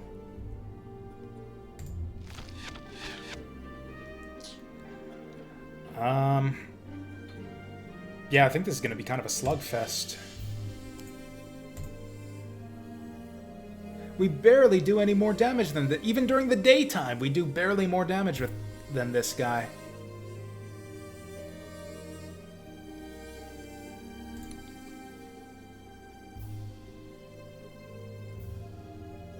So this is your expected remaining HP, I guess?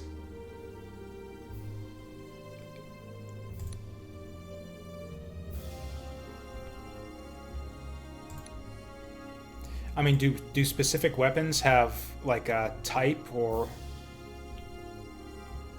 is there like a weapon triangle? Oh, sure enough. There you go. Yeah, ranged pierce.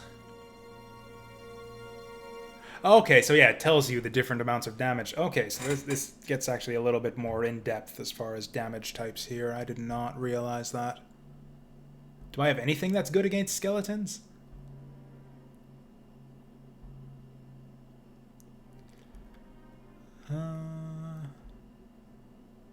Oh wow, I've got huge damage penalties to pretty much everything here.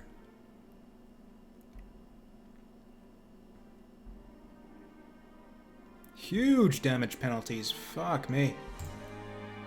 Well, okay, this is good enough to finish him off at least, although we will get plagued. Whatever that means. But we can just one-shot him. Yeah. Just like Magrid says, not that tough. So I guess spearmen, although they're going to be just as bad against the skeletons.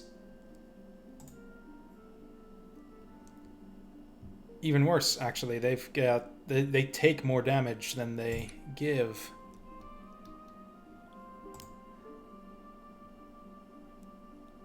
Holy shit, skeletons just resist fucking everything. I think we're just going to avoid attacking the skeletons then. Like, yeah, there's nothing we can do to them to give ourselves an advantage. Do we do javelins here? I think we might as well. It's just free damage. Or free potential damage.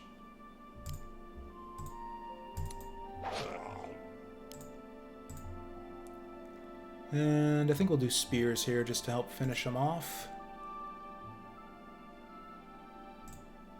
Oh, he's actually blocking us from getting through to the ghouls here. Oh, would clubs be good? Okay. That's going to be your footpad then, the one that I name after you.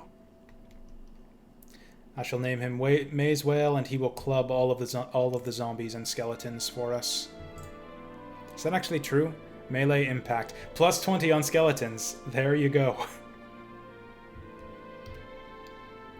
But you know what's going to happen now is because they're all criminals, there's going to be like a criminal uprising. Oh yeah, this is way more profitable than hitting those fucking skeletons. This guy could actually use some healing. Yeah, I have a feeling this is going to be kind of a battle of attrition, and he can move like crazy anyways.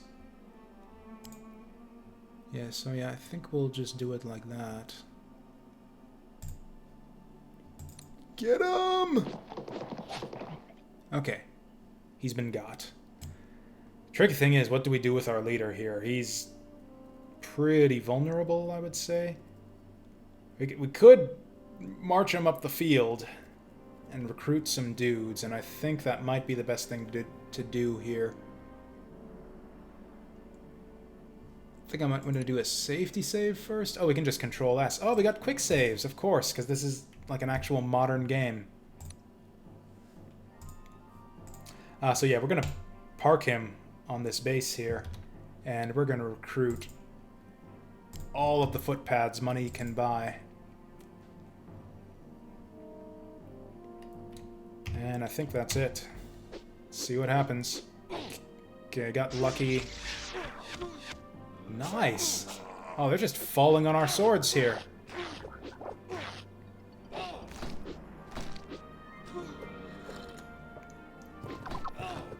Oh, I forgot to give that foot... Oh, of course, now the footpads are getting assaulted by everything that's not weak to footpads, and there goes my fucking money. Should I just sweep this guy down to take my buildings back?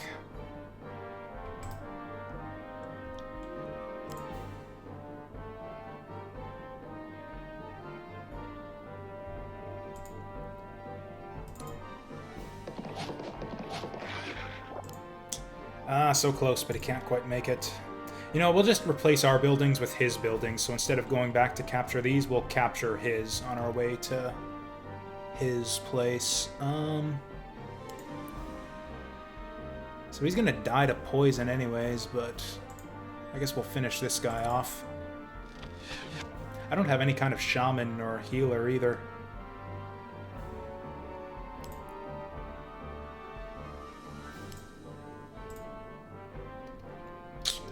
Ooh, one shot would take him out. I think we're gonna do that. Nice! So I think... Man, my fucking footpad's gone now. I guess we'll recruit another one? Oh, also, yeah.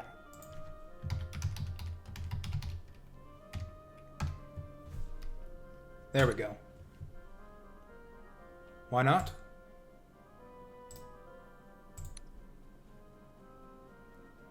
Why can't we recruit Maze Whale? Maze Whale, what the fuck are you... Why don't you come when I call you? Oh, it's because it's on the wrong thing.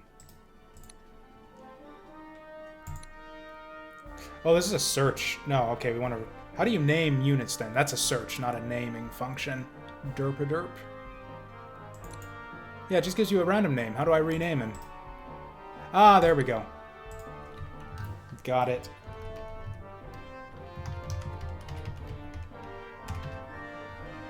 Okay, cool. So he's going to take out these 5 guys surrounding him, and it's going to be awesome.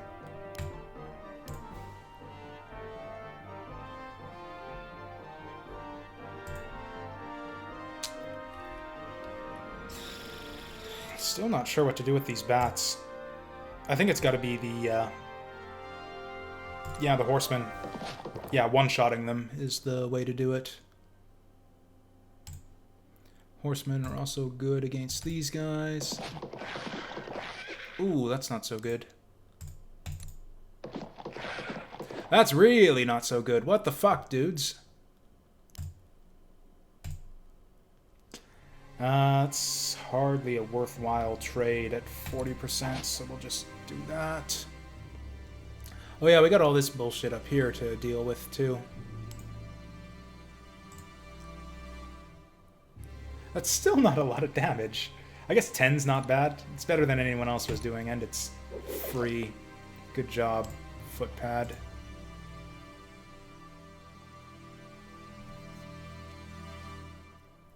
I mean, he doesn't drain health or anything. Oh, also, we gotta get rid of this guy. This guy did tons of damage when he got his... Oh, that chill wave. Holy shit. Yeah, we gotta fuck this guy's shit up. Good job.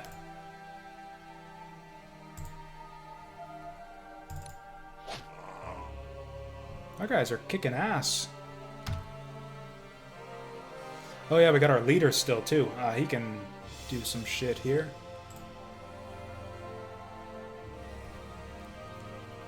We could do the lance. I don't want to do the lance. Is anyone else available? No, it's just him. He's gonna get poisoned, and this is gonna suck.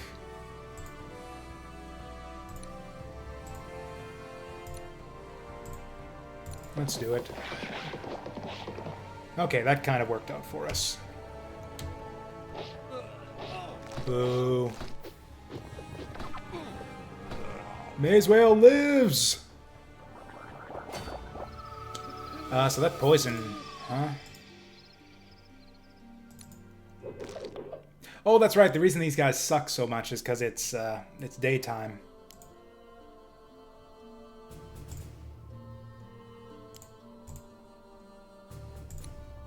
Because, yeah, that's right. They're chaotic type criminals. We might... yeah. Fucking knew it. There we go, finally got him. So this guy's having a bit of trouble here.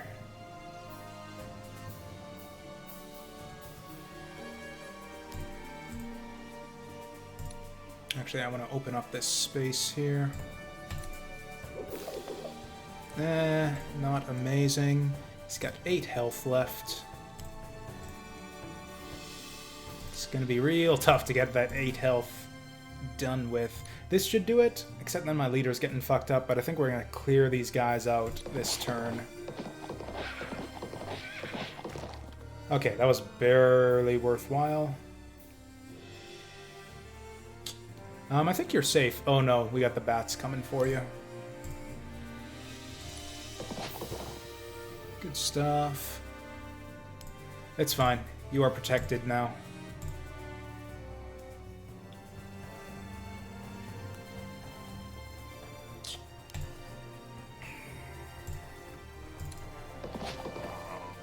This is actually going really well for us. And yeah, we're going to go here just to heal him up, although he might still get killed by the bat. Also, yeah, it looks like being in a fortress doesn't recover your hit points, which is not great.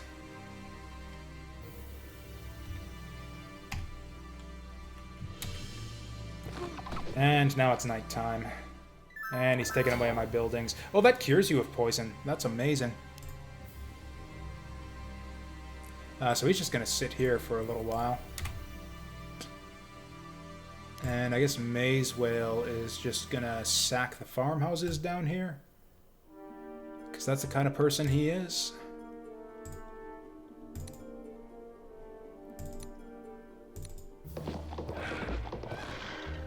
Fuck you.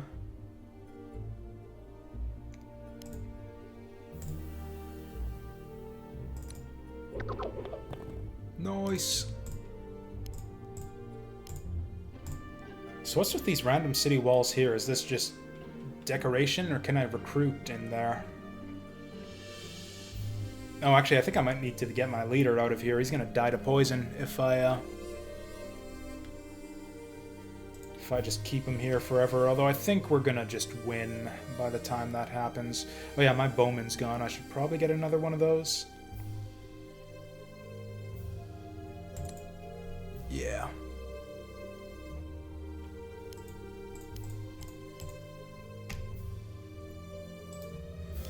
Okay, here's what we're gonna do. Finish him! Finish him! Oh, wow. That is a resilient little bat there. I should probably be paying attention to XP levels here, too. Yeah, none of my guys are even close to leveling up, I don't think. We've been distributing the XP gains pretty evenly. All of this sucks. That fucking bat, man. Okay, I got a basic plan here. We're gonna kill the Batman. Then we'll go back to the base the turn after. So he's wiped off the map now.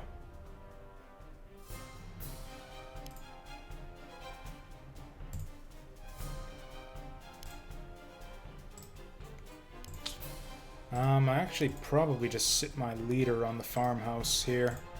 Actually, oh yeah, he can go up here to heal himself. Sit you here. And yeah, I think we just charge up the field and win this thing.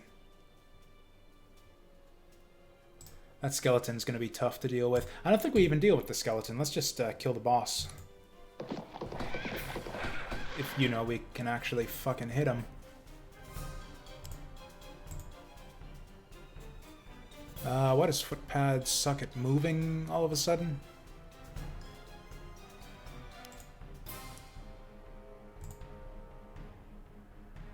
Ooh. Okay, I guess we want our melee dudes in on this.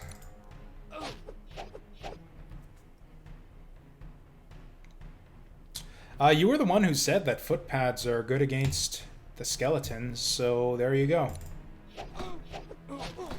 I mean, you're sitting there in chat all like, hey, name a unit after me. By the way, footpads are really good here. It's like, what did you expect?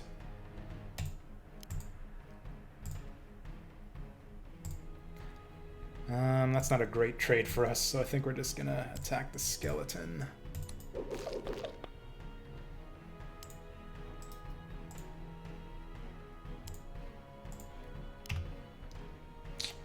Yeah, we're gonna rotate this guy down. So this guy's gonna die. That could be it if we're lucky.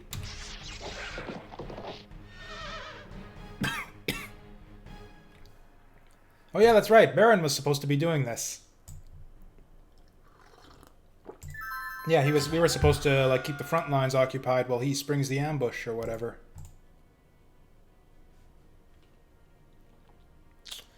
So I guess you just keep doing this.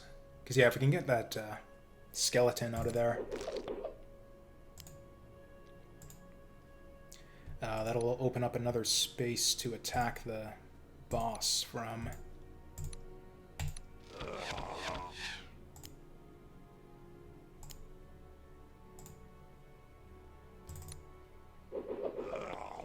Boo. Boo. Well, that went great. Okay, it's fine. This one spearman is actually just gonna win the whole fight for us.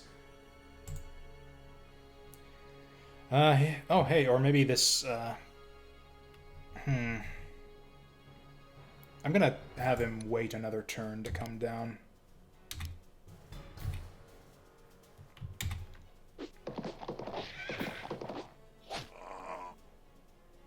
The fuck just happened there? Oh, he has first strike, so he tried to attack me, but he got first struck.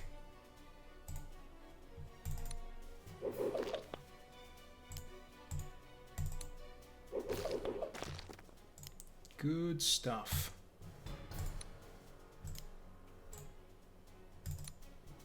Yeah, I guess we avoid trying to let him use his... Okay, and I want to get the kill here to someone who has the most XP so we can get a level up, and I believe that's going to be this guy. Okay, 25 at 2 shots. Do it, do it. Although actually, I think I'm going to move this guy out of the way first. Oops. Yeah, just so we can get a slightly better defensive bonus. There we go.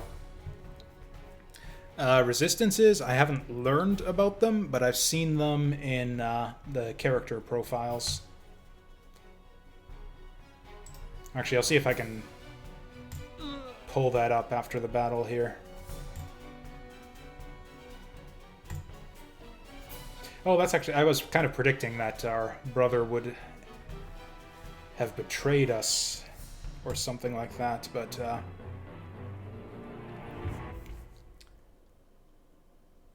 Okay, so we had 39 gold remaining. We finished 7 turns early. Oh! Wait, no. Early finish bonus, 16 per turn. Okay, I think I get this. So we just... Yeah, it kind of plays out the rest of the battle and gives you your income, and then you get a carryover to the next one. That's neat, because it's also kind of essential, because if you are going to have some sort of gold carryover mechanism... then the optimal thing to do each fight would be to just stall until the final turn so you can get as much income as possible. So that's why you get the early finish bonus. But yeah, if we go to the unit description, there's a list of resistances here.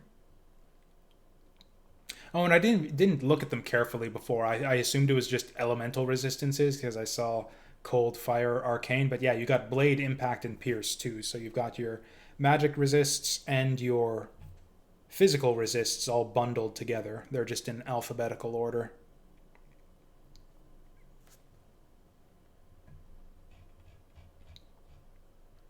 I mean, it didn't really help a ton against the undead because we didn't have anything that the undead weren't resistant to. Because they all resist blades and piercing, which is everything that I have, other than the footpads, who are terrible. Oh, also our guy who got the killing blow didn't get his level up. That's sad. He's so close, too. He's 6 XP away. Anyway, so that's the end of Scenario 1.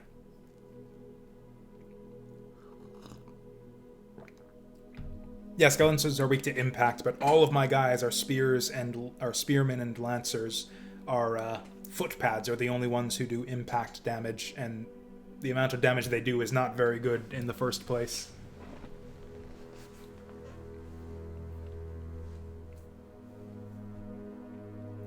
Oh yeah, Arvithan's band so north in search of his missing brother. Searching for 3 days and turned up nothing but some necromancer's minions. And the first day I found a set of tracks, some made by skeletal feet. Do skeletons not wear boots? Like your classic, you know, skeletal warrior is wearing boots, right? You know what? Let's Google this shit. If I type in skeleton warrior on Google, is the first result going to be wearing boots or not? Oh no, he's barefoot. It's weird. He's wearing greaves, but he's like, or shin pads. I guess greaves are boots. He's wearing shin pads, but he's still barefoot. Well, there you go.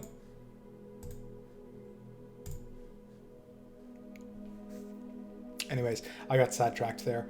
Close enough to be certain now those tracks are heading to the Grey Woods. No one from Magri or any of the villages gone from the story passed down generations one against us. Haunted by lost souls.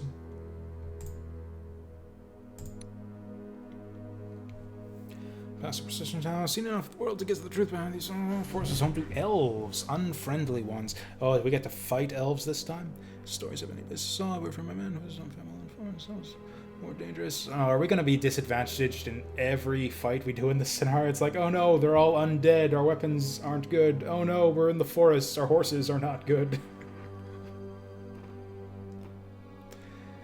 Things that need to be done. Commands are terrorizing some. So it's kind of a new skill. But they now why did they take Baron with him?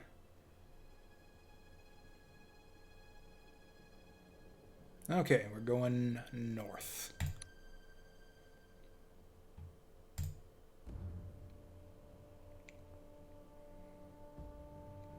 Oh, right, I guess I was doing voices for the characters.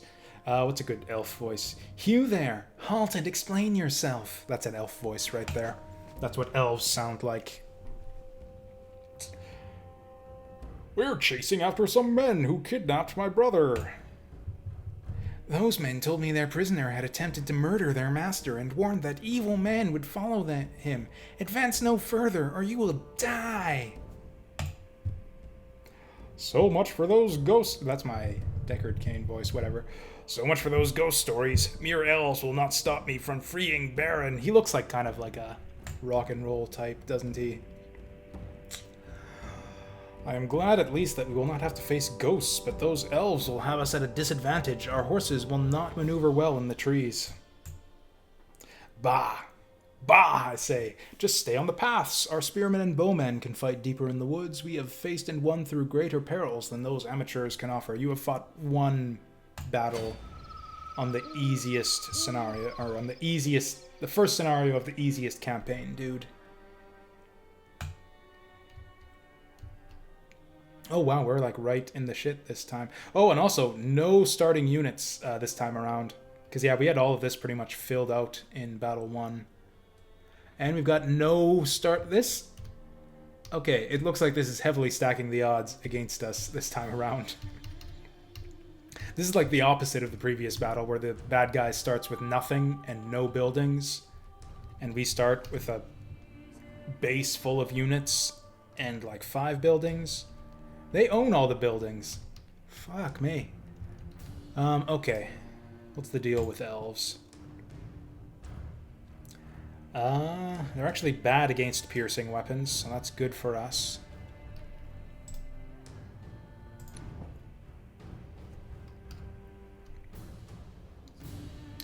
We got a ton of starting money, though. That makes sense. So the first scenario, they give you a bunch of units, and then after that, they expect you to rely on your starting money, your carryover gold. Oof, so we got guys right in our face from the very beginning. So I don't think we're really at leisure to capture the houses just yet.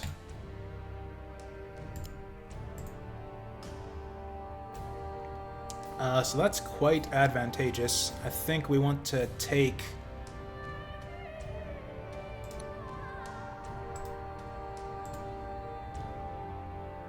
Oh yeah, sure enough. There you go.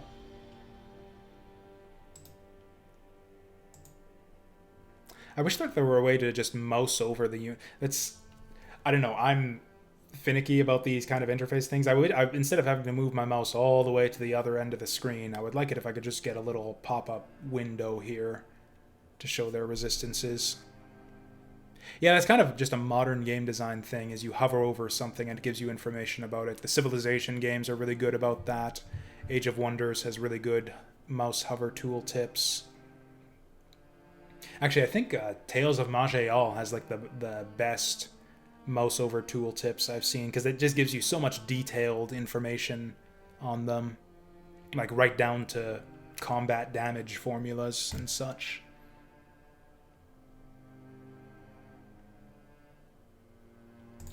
I mean, yeah, we can't not attack this guy for 22 damage, right? And then we recruit a bunch of stuff.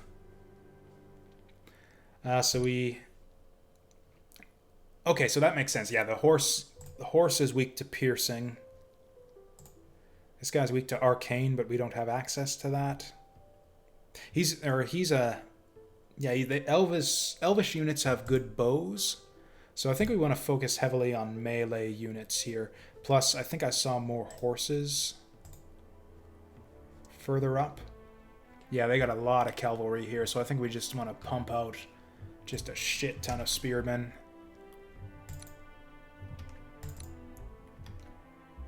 Oh, wait, whoops, I'm fucking this up. We can recall our good guys from the previous fight.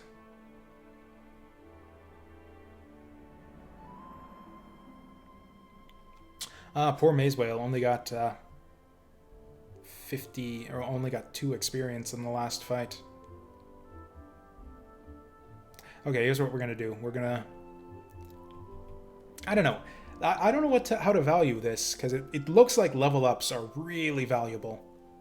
So maybe having that 13 starting XP is worth an extra 6 gold.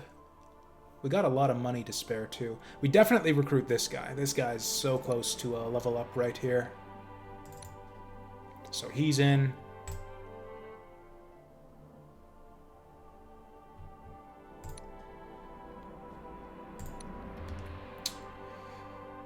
I might regret this, but we'll bring him in too. And yeah, you're the new Maze Whale now.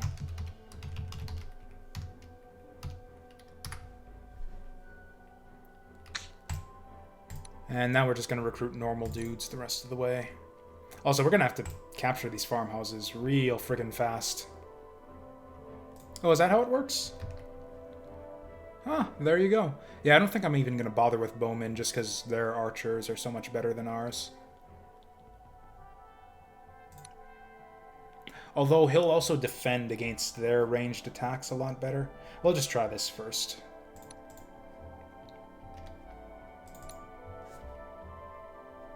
Oh, and also I noticed, yeah,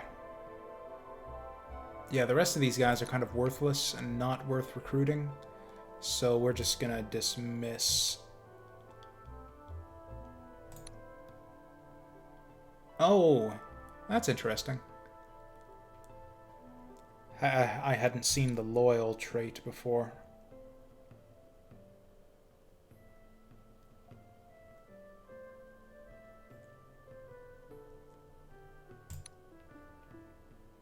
Like, they don't require upkeep anyways if we don't summon them, right? I just want to clear this out. Like, I don't need to carry over a dude with 3 XP.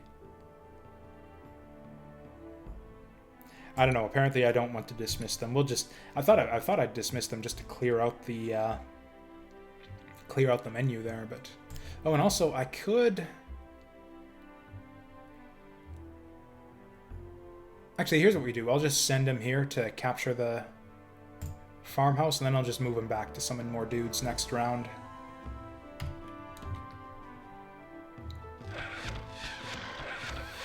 Oh, no!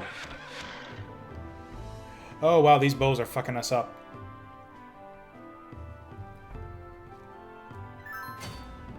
Okay, yeah,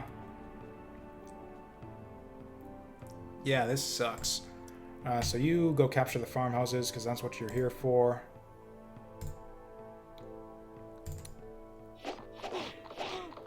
Oh, this is going amazingly already. Oh, he's in the trees. Ah, if they're in the trees, we can't hit him. This sucks so bad. I don't know what we do here. Like, we're just disadvantaged on all of our attacks as long as they're in the trees. And it's all trees. There is no place we can stand where they won't be in the trees. This guy's got a little bit of XP. I'll pull him back and heal him up at this farmhouse. Also, we've got 24 turns to do all this. I guess we'll just overwhelm them with sheer numbers.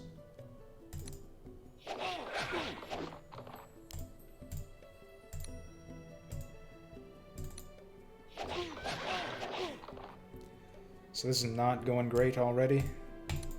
3 hits, come on. There we go.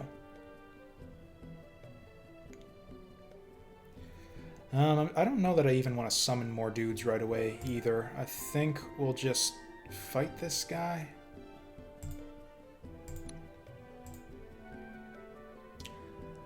Oh yeah, we got a huge advantage here. Even with the even with the lower chance to hit, I think this is worth it. Although we could take up to 18 damage, which stings a bit. And also they could counterattack us.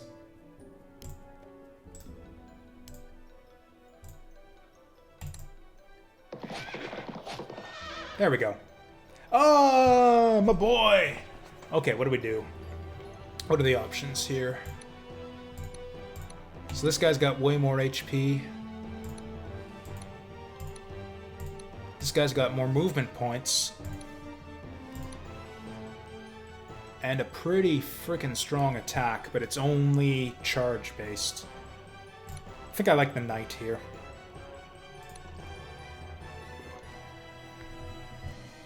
Doom, doo, doo, doom. Like, I don't think I want to use this archer at all, to be honest.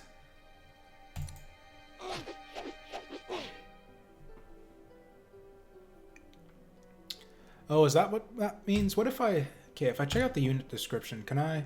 Okay, sure enough, yeah. He advances from horseman. And yeah, Lancer advances to nothing. Whereas if I go to knight, he goes to paladin and grand knight. Question mark? Do I even use this guy?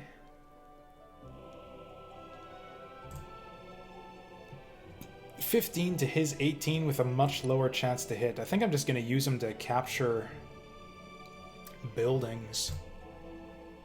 Why did I even recruit this guy? Oh, and also now Arvith doesn't need to do anything, so we can just go back and recruit more dudes. This Lancer thing's kind of working out for us.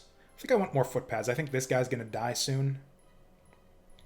Rip Mazewell. So we're just going to recruit another one to replace him. And I don't think I want to spend all my money.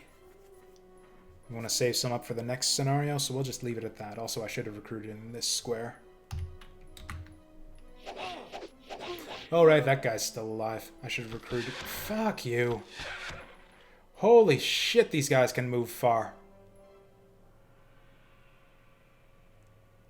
Oh, and he's recruiting a new one every turn. I don't think we can defeat an elf lancer every turn. Okay, the horses do really well against these guys. So I think we want horses. More horses.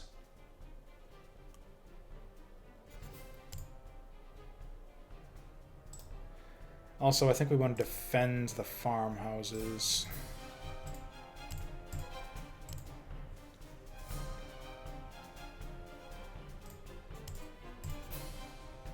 Oh, he can still get me from there. There, that's how we'll do it. He can still get me from there. There's no defending this guy. Okay, I think we need to move our leader up to get this to work.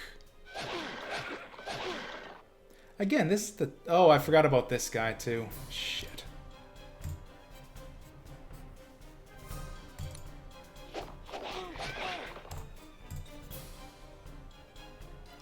Swords should do it here. Perfect. Now we just need a footpad.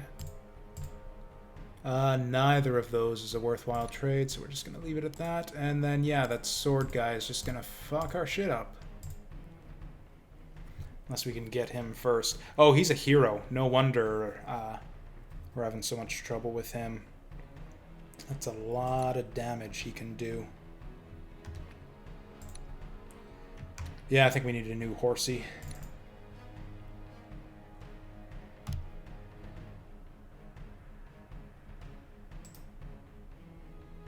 Yeah, this guy's just dead. He's dead.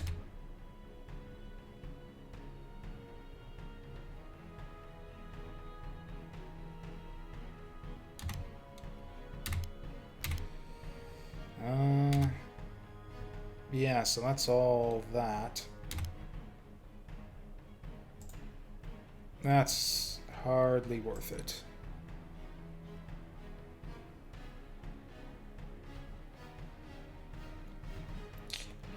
I don't think I can block the elf hero from doing shit.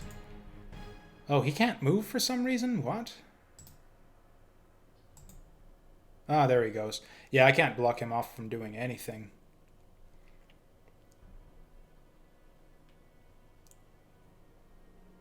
Or I guess I could go like this? How does that affect him? Oh, that actually restricts him quite a bit. Good job, Mazewell. Mazewail being the guy who's about to get slaughtered by the elf warrior.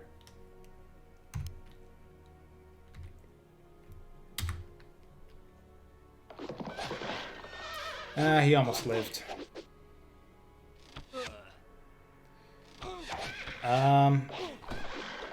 This seems really hard for a second scenario of the easiest campaign. Like, really hard. Well, I got my knight, so I might as well leverage him.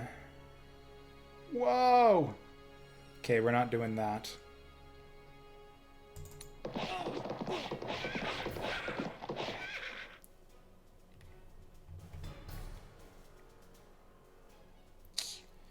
Yeah, I guess I have no one to blame but myself for this. Hey! Okay, now we just got, yeah, like 5 more Elvish Riders to deal with, and a new one spawning every turn. Something's gotta happen here, right? Like, we're gonna hold out against this relentless onslaught, and then something's gonna happen to turn things in our favor. Because I don't see any way to win this otherwise.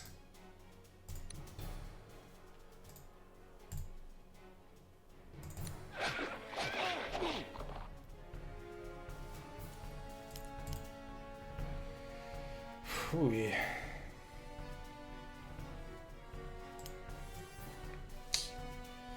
Yeah, we'll go for this guy.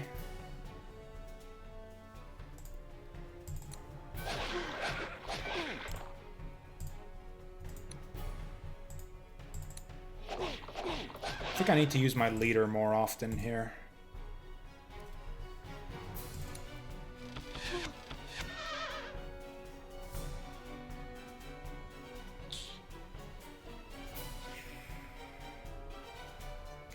Yeah, so we're going to have him recruit. Actually, no, I'm going to save up for another... whoops, I did not mean to do that. Fuck. That's like the last unit I would have wanted to. We're going to have him move up and try to finish this guy off. Well, he's out on open ground where we can hit him. Well, that was great. That was fucking great. Guess we're going to keep him here to keep this guy from moving in. Yeah, I think I might just have him stay put. Just to take up space.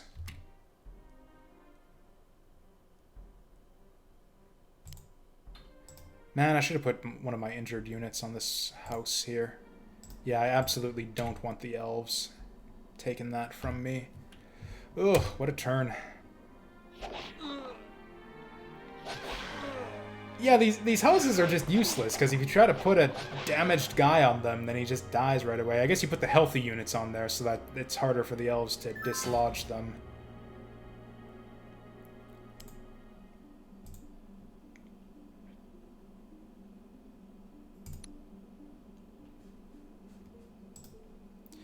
So now they've basically taken that one over there, and there's not a lot we can do about it. Oh, for fuck's sake.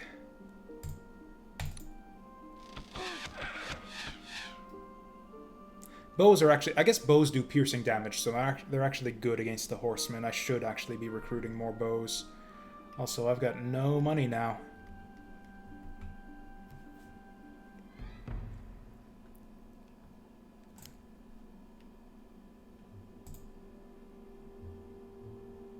I guess just play to minimize my own damage here.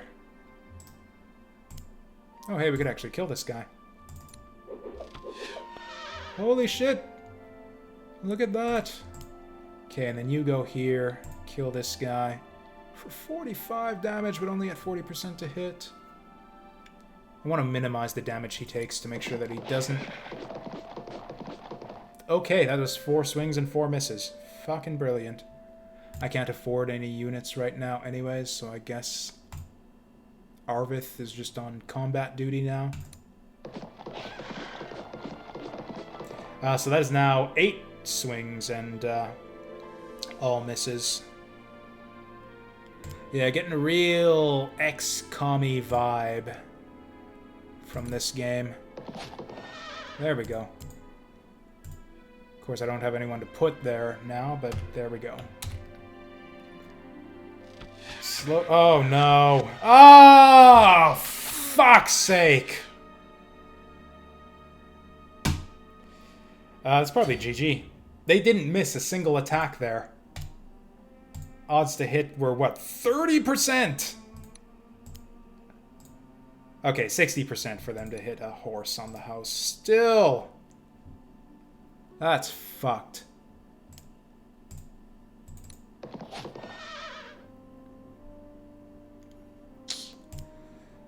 What do we do? Now they got tree men harassing me. And I'm not making any money. I think I need to put my leader on the house, because otherwise he's gonna die.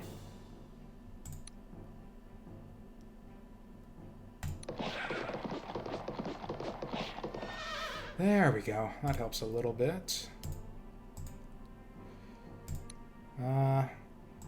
Yeah, this guy's disposable, but then...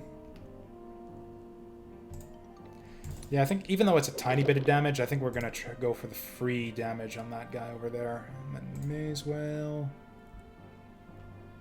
He's actually getting up there in XP, so I might not want him to die here. Only 30% chance to get counterattacks, so this is not exactly safe, but it's reasonable. Okay, helping out a little bit. Yeah, so much for him.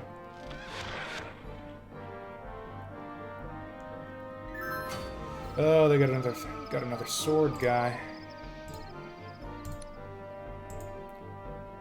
Oh, fuck. Okay, nothing but ranged attacks on that guy then.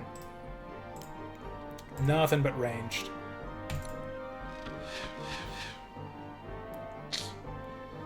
So we're surrounded here. Like, I think we did. Our strategy here is just to go all out with lance strikes, hoping for as many one-shot kills as we can. So that was that plan. Again, down the garbage.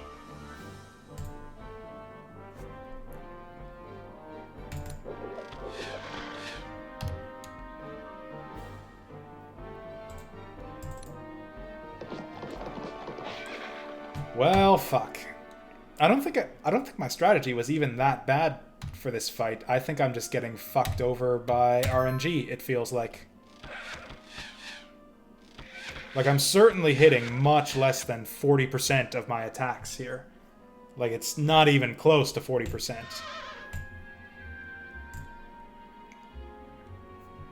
Yeah, we're making like 1 out of every 6 attacks on our 40% chance to hit.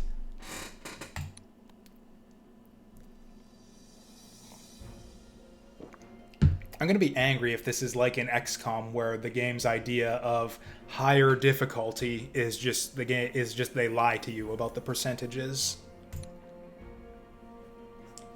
So yeah, it looks like it auto-saves, so I guess we're here. So what do we do differently this time? I underestimated the value of horses. Horses are actually super good against the enemy's horses. More so than the spears. Okay, definitely bringing this guy up was not a mistake. This guy's our ticket to victory. This guy's kind of maybe alright. We'll do it again just in case it pays off. And then we'll just recruit the rest of the way. I've only got so much money, though.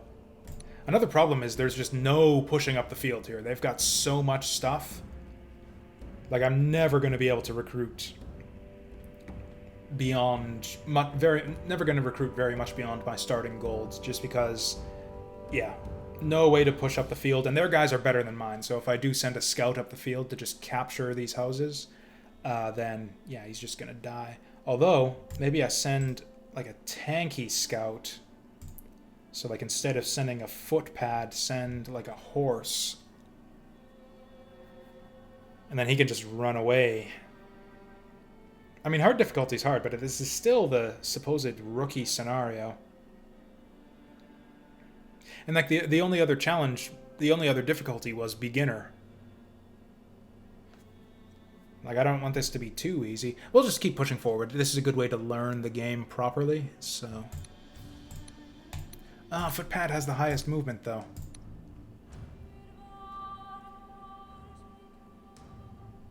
This elvish hero is a fucknut. Okay, we'll do one more... Do one more horseman. I also underestimated the utility of bowmen here, so we're going to get one of those. And a spearman. And a spearman. And a bowman. And we'll see how this plays out this time. Oh, and also this guy can do stuff. Worth it.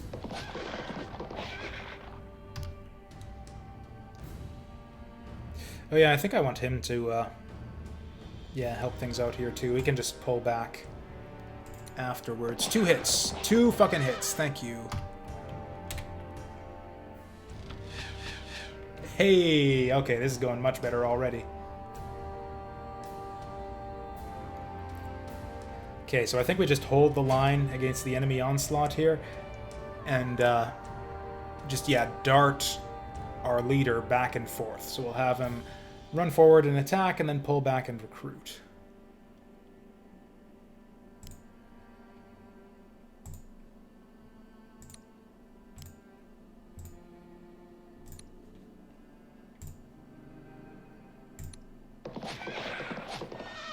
Nice! Okay. If Footpad goes up there, he's probably gonna die.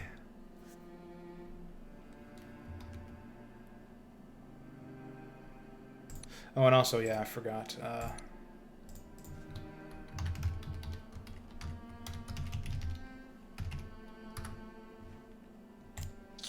And then we're gonna give him some bodyguards. So who's our best shot against this guy? Probably still Spearman. This guy does so much damage, though. Maybe we want archers. Archers are slightly better. They take less counterattack damage. What about our spearmen? Much, much better. Although they're still disadvantaged overall. I think we'll cap the house for now. Also, this guy is gonna die, which I'm not a fan of.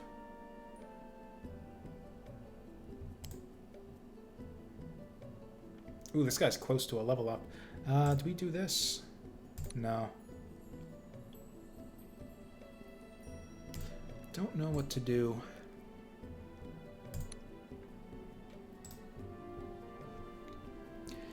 Yeah, there's just not much we can do against that hero without just throwing away tons of resources.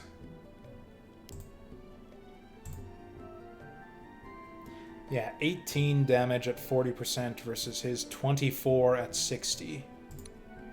Or we can get 30 damage to his like 50. Nope. Or we can get 15 to his 18. I think archers are actually the best we can do. Although there's no sense putting them in open ground. I want them to occupy better defensive positions here.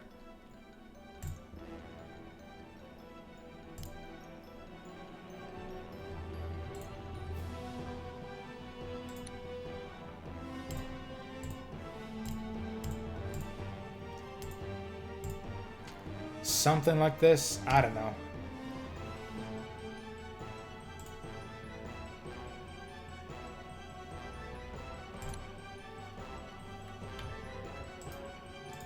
Oh, also, oh yeah, I didn't have Arvith attack yet. Do I want him to attack or do I want him to retreat? Even damage here, but he has much better chance to hit. Yeah, I'm just going to pull him back and recruit my last couple dudes here. We're going to make it a horseman and... You think? I still don't really understand this chart here. Like, I guess this is how much HP I'm expected to have. Okay, so I'll probably have 19 HP at the end of this, and he'll probably have 48 or 54. Okay.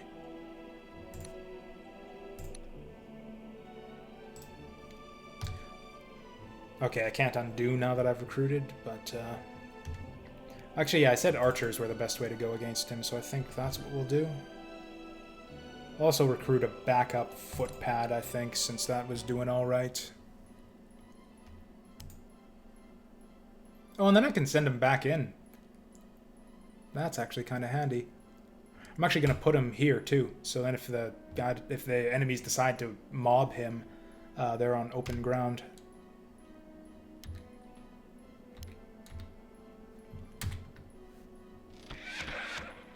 Yeah, he's dead. So the problem is our horsemen are good against their horsemen, but their horsemen are also good against ours, and actually even better, because they can use their bows with impunity.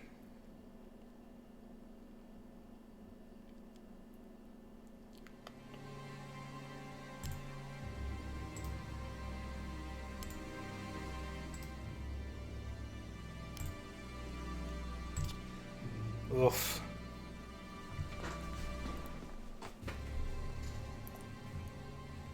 Yeah, this clusterfuck right here, I don't know what we're gonna do.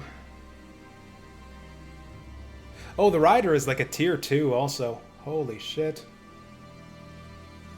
Yeah, the rider's better than that scout they're putting out at us. So they got like 2 heroes and a horseman every turn?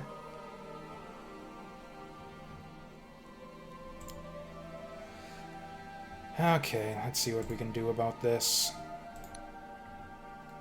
I think we just gotta pump everything we got into this hero.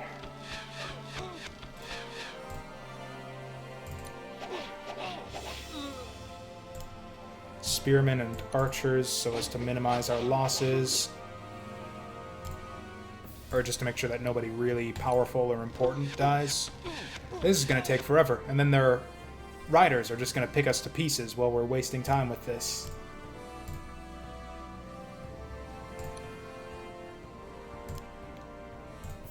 This will keep him from breaking out and taking out our horsemen, at least. Yeah, he can't do shit now, so now our horsemen can run up and get slaughtered by the enemy's 5 horsemen. We can take one of them down preemptively if we're lucky. Oh yeah, we can just kill horsemen, straight up, if we land all of our hits.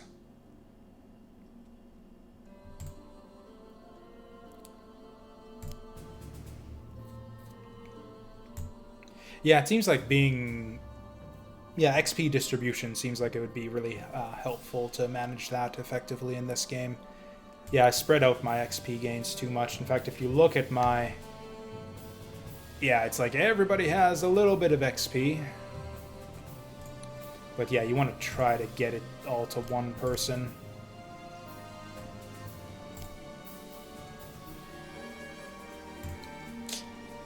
This is probably a mistake. Yeah, he's gonna die if I'm not careful. Let's bring the footpad in on this nonsense. 21 to 12, no. 40 to 5, no. Okay, actually, let's do what I said earlier. We're gonna get the footpad to move along the outside, and he's gonna be the guy. 2 hits would kill him. He's so valuable, though. We can't... He's going to get swarmed and killed if we do that. We'll just keep him in reserve here and let this guy get swarmed and killed. And actually, this guy can join him just to give him some backup.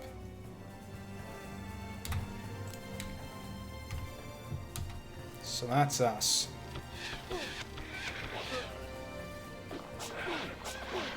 That's actually fine for us, because their hero wasn't really getting the most out of his attack there. I feel like this is actually going worse than our first attempt at this. We can't afford to just throw footpads away. I'll just throw up one of them. And the other we kind of need to attack shit.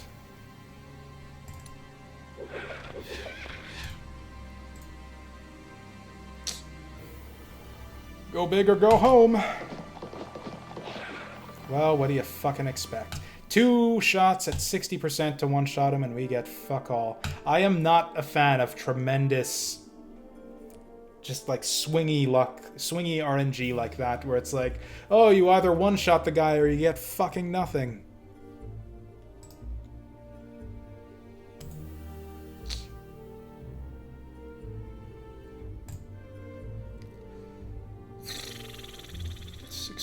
Is decent odds. Why did I put him next to the hero? That was dumb. I'll make him a knight, but he's just gonna die right away.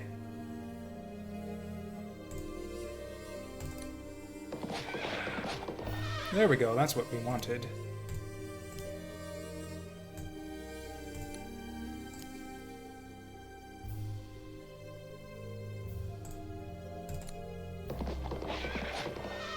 Okay.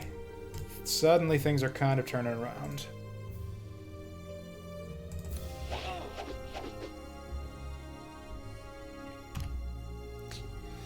This guy's in a bit of trouble, however.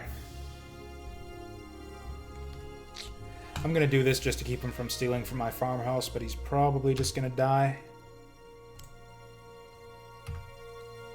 Yeah, I'm not making any money here. Okay, what's gonna happen? He's dead. He's dead. He's dead. Oh, he lives! And now he's dead.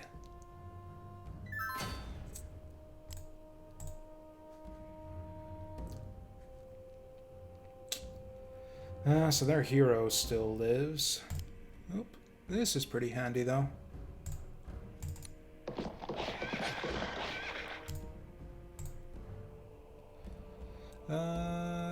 Yes.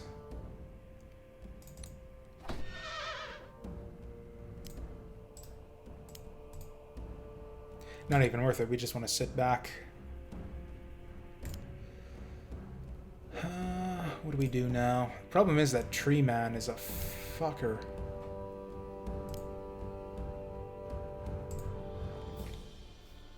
Ooh, 2 hits would do it here. At 40% for 4 hits.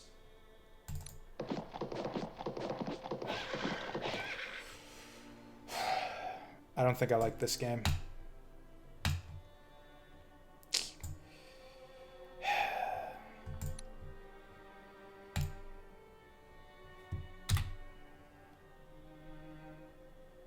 Whatever. There we go. Lucky. Oh, now he's gonna get swarmed by 2 dudes and killed. Although he is stalling them. Or not. Whatever, that just means I get to keep the house. Oh, never mind. I don't get to keep fucking shit.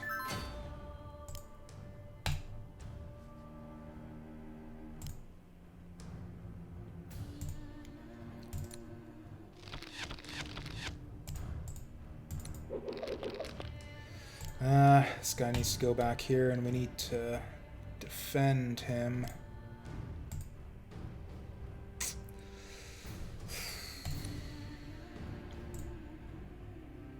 Nah, he's too valuable to throw away like that.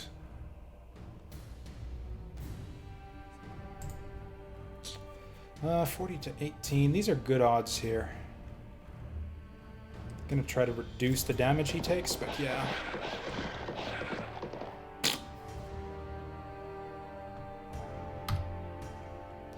So he's gonna die. Yeah, everyone's gonna die.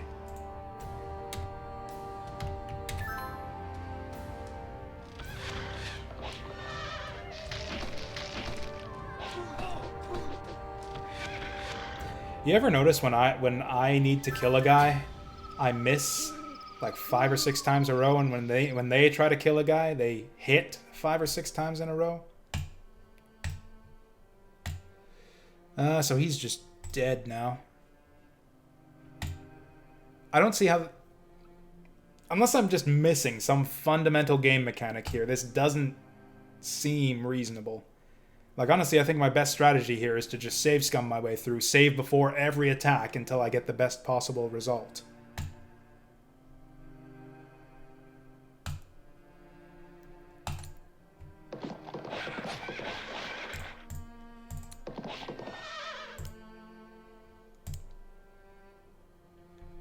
Okay, this isn't even close.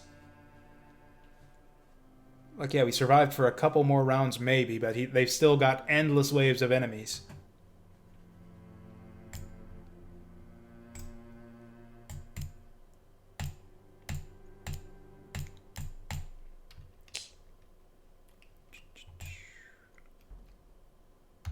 And with that, I think we're done.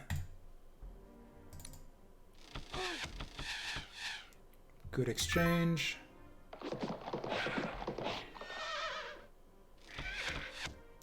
Good stuff. So, I could try a lower difficulty setting. I'm afraid this is going to end up being like the problem I had with XCOM, which is just that I had the same problem in XCOM where it's just like a massive RNG fest and it just feels unfair. So then I switch it to the lower difficulty and it's just a cakewalk and it's completely boring. Because yeah, there's only 2 difficulty settings here. So we'll change difficulty. We'll try beginner and see how that goes for us.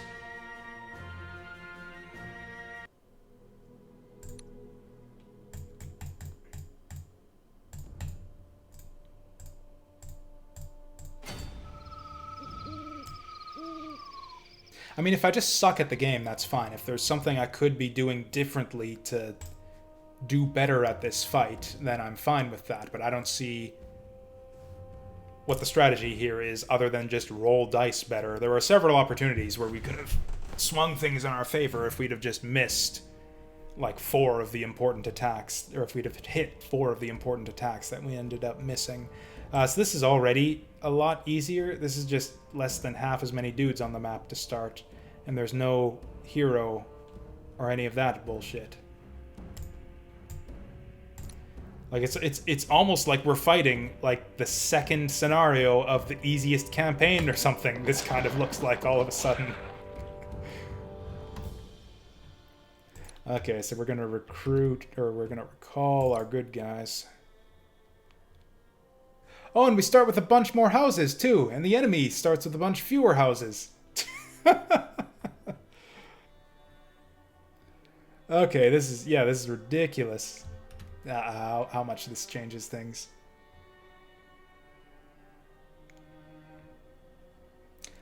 How come this guy's XP is blue or is like light blue and the others is dark blue?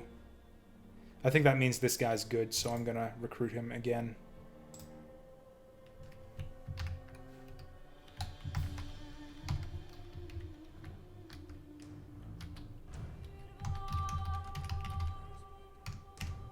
And I guess this game doesn't have achievements or anything either, so I have no incentive to play on the harder difficulties anyways. Okay. That's all fine. Yeah, I like the horsemen, even though... I mean, I don't like the horsemen. I hate the horsemen because they're so swingy. You either one-shot the enemies or you get fuck all. But they're the only guys that we have who are even potentially effective here. So yeah, I think we're just going to spam horsemen.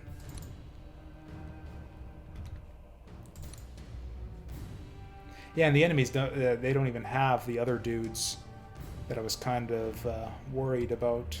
Although I guess the downside of horsemen is that the enemies can attack them with impunity with their ranged attacks. Whatever, we'll see how the all horsemen strategy goes. And just to save money, we'll get a spearman and a bowman. And we're going to get our dude to finish him off.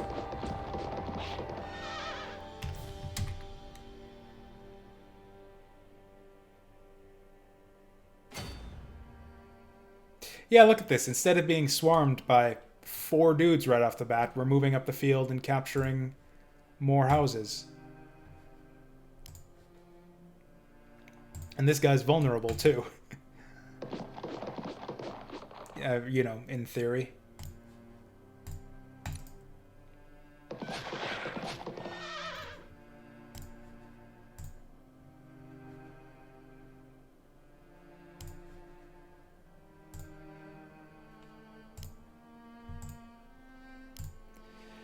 I mean, I'd believe that, but I think I'll look up on YouTube just to see what a skilled hard mode playthrough of this scenario looks like. Okay, we're definitely going to want an endless flood of dudes on this map. Or is there like a halfway point? See, we got some walls here, but I don't see like, yeah, a tent or like a main keep to spawn units out of. Yeah, I'm just going to put them back here.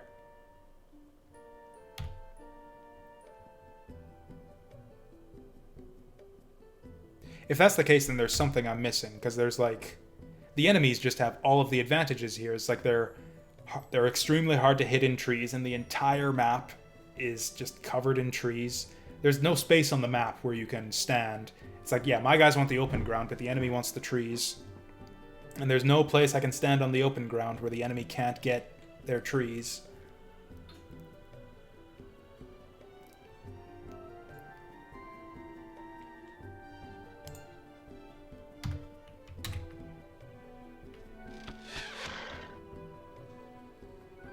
Yeah, this is just pathetic. Honestly, I think the problem is there needs to be a difficulty setting between this and that other nonsense we were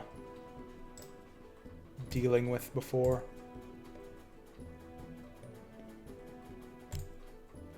Oh yeah, this was our guy with the XP gains. So yeah, we're gonna have him try to win this. Boo. You go to the house.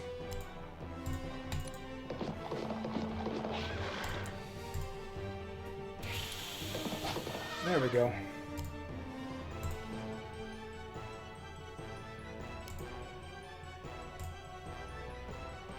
Oh, is that how it works? Is just the newer scenarios are better? I'd be fine with that. If that's the case.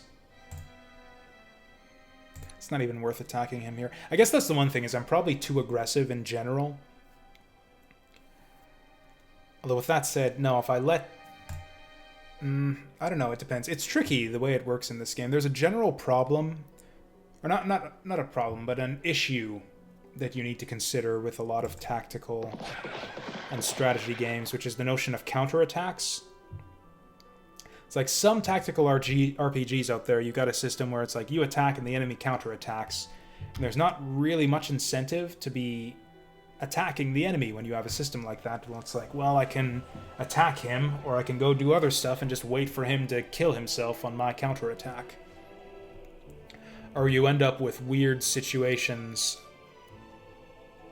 I think I'm just going to save my money for the next scenario. Nah, that's dumb. Or like you end up with a situation where you strategically opt not to attack enemies so that you can avoid hits. Like there's the classic situation, like Vandal Hearts has this situation come up a lot, where it's like, I kill the enemy in 2 hits, so I could just attack them and then let them kill themselves on their turn, but then they get 2 attacks on me. It's much better to just pause the first turn, let them attack me, I get the counterattack, and then I kill them before I get counterattacked. It's like, if you don't open up with the leading attack, then you take 1 fewer hit. Which is weird and counterintuitive, but that's the way it works in some tactical RPGs. So it's like other game systems out there, they'll have a way to incentivize you to attack. Oh god, my XP guy is dying. Fuck.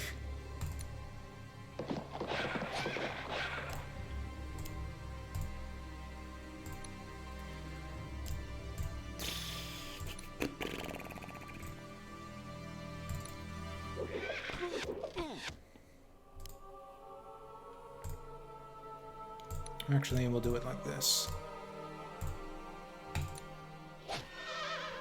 Okay, so you go back here and heal yourself. Yeah, I think that their units are less effective now, too. I could swear this guy was doing more damage with his counterattacks before.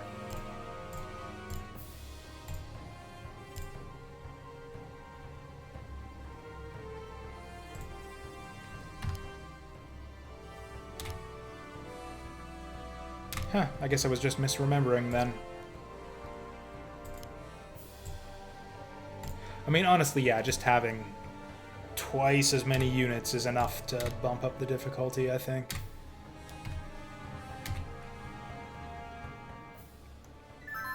Yeah, this is ridiculous. We basically won this fight already.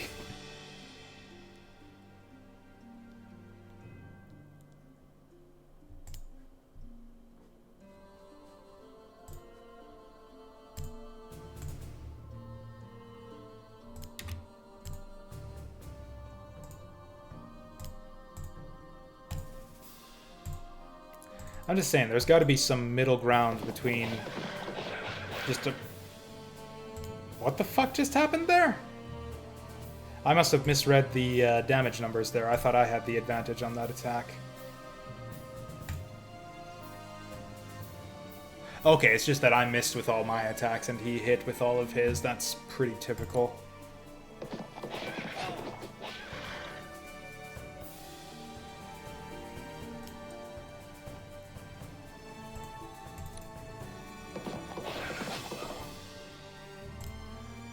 So is this considered like a place I can recruit to? Oh, it is too.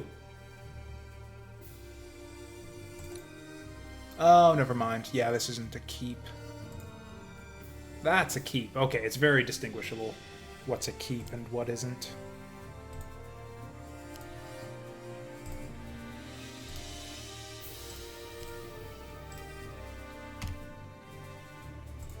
I shouldn't have even bothered recruiting these guys. They're not going to make it by the time we're done here.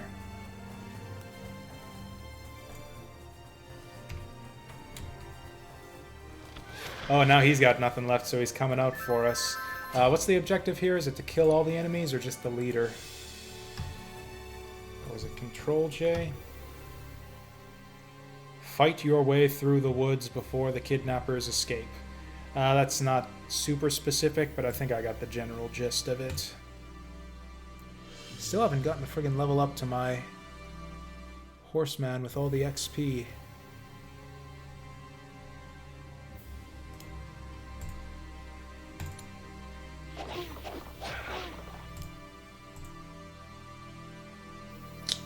That's not really worth it.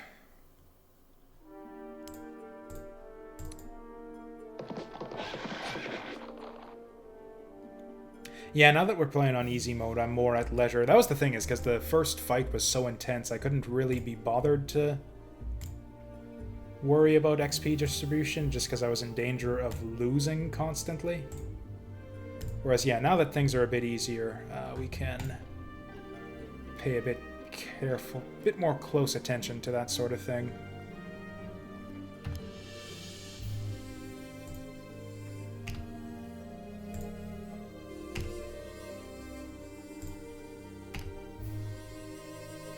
Like, do I want to level up my leader here? Seeing as he carries between scenarios and I'm using him to fight a fair bit. And then again, it takes him a while to level up. 120 XP. Yeah, I'm going to get this last hit to our to this guy here if I can help it. Although I probably can't. This guy's probably going to kill himself with his next counter attack. Oh, he's going to retreat now. Oh, he's smart, like I said I was going to be this scenario. You pop out, you attack, and then you retreat to recruit.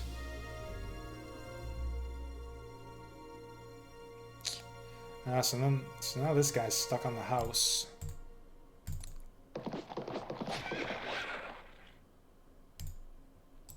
Who's our good XP havers here? Almost no one. Kind of this guy. Good stuff. Now this guy can move up the field. This guy is probably going to die if I sit him there, but that's fine because he has hardly any XP. This guy. Also, I think I've kind of answered my own question about just how valuable is XP. Like, is it worth it to spend extra money to carry forward a guy who has, you know, 10 XP? And I think the answer is yes, it is, in general.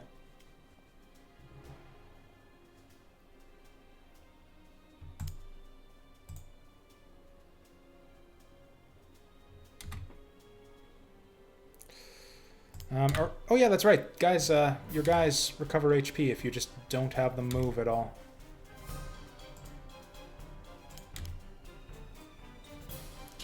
He doesn't need the HP anymore. Oh yeah, he can go here to get even more healing though.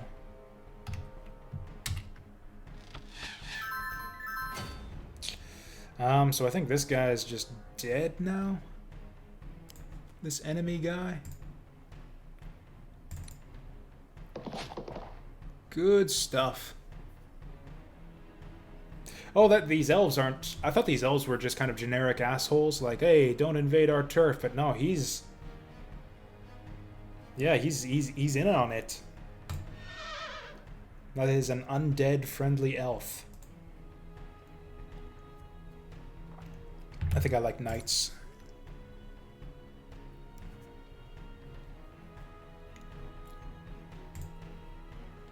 Was that a victory?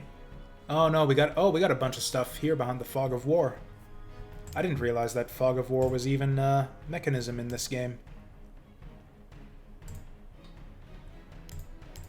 Yeah, I got way more dudes than I even need here.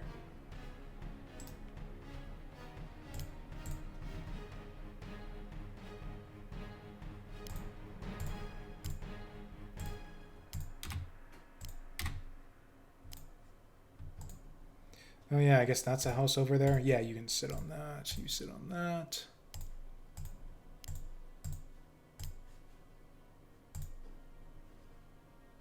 Or I guess I could march him over to the base, but that seems unnecessary.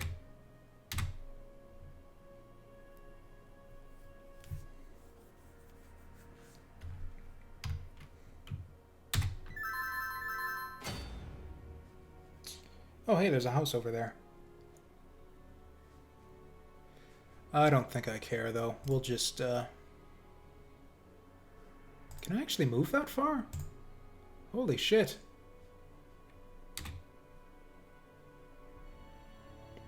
Muff Taurus. This game has the best names.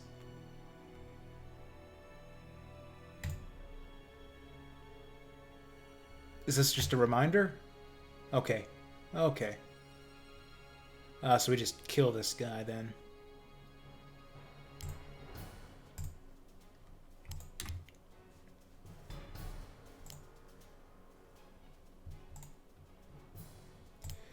Yeah, I could go to the base and recruit more dudes, but I don't think it's necessary. Okay, I should level up another guy here. Who's closest to getting a level up? Probably our footpad, but it's going to be hard to get kills to him.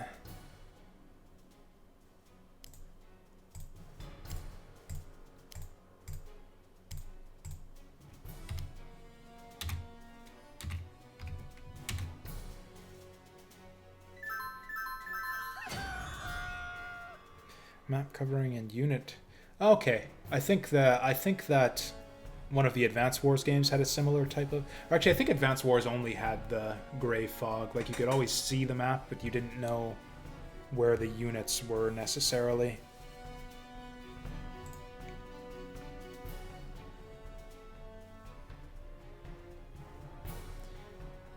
Oh yeah, sure enough, he's got 2 ranged attacks. I think we fought those guys on the previous map as well. So, like, I could just go kill him, but I think I want to farm this for XP a little bit, so we'll go for his skeleton bros.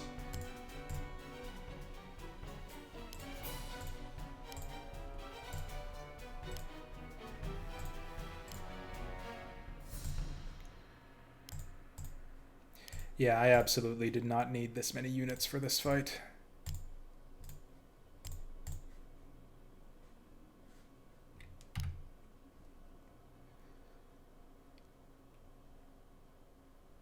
can't actually tell who's highlighted right now. Okay, it must be this guy.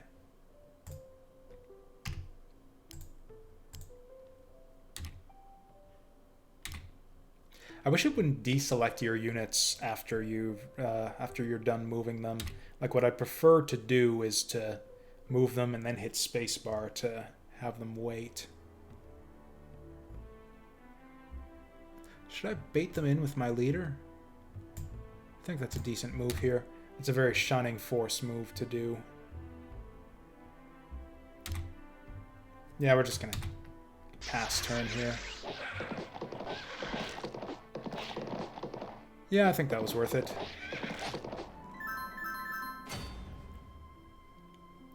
Oh, hey, Footpad actually gets something to do now. Is there a way we can get him the kill here?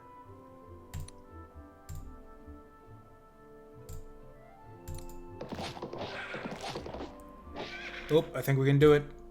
6 HP. Ooh, that's going to be close. He needs to hit both of these. I don't think that's going to happen.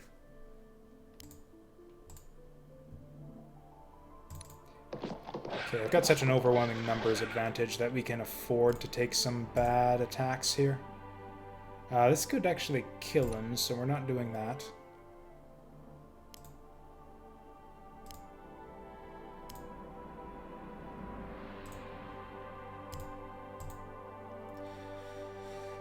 Three by three attacks. Okay, I'm going to gamble that this is not going to connect with both of these, and then the Footpad can finish them off.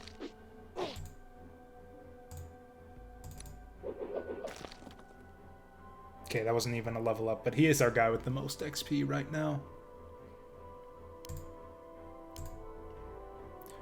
Or do I just keep giving XP to my knight?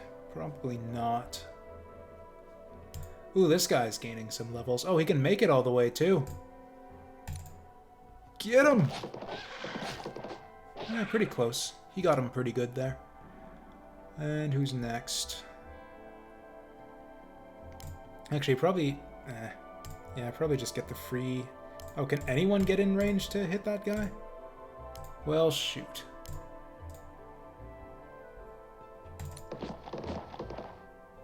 Good job, Arvith. You're contributing.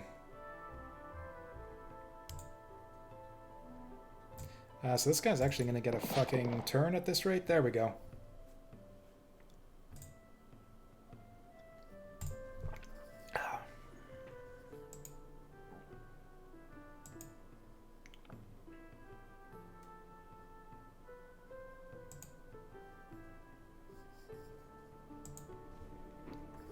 I think we'll just continue playing on easy for the rest of this scenario. Just because we're still kind of learning the ropes here. Hey there, Vasil. Okay, yeah, looks like a lot of the people who yeah, follow the channel here are into the same kinds of games. I can't believe I've missed out on this one for this long. This seems, other than the massive amount of RNG, this seems like the kind of game that would be right up my alley.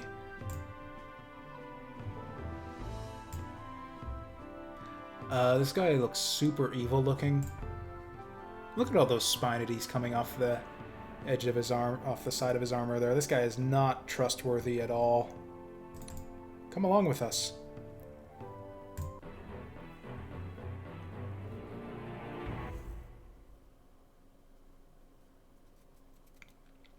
I mean, that sounds awesome in theory, but again, looking at this scenario in particular, I don't know what my backup plan was as far as, well, I'm out of money and out of dudes and I lose because the enemy has twice as many dudes who are twice as strong as me. Like, I don't know what the backup plan is there. But again, I'm going to see what I can learn about this game. Oh yeah, that's true. There is a lot of carry forward stuff too, so probably a better scenario one would have helped us out. A faster scenario one with better XP management to, yeah, get more stuff to carry forward.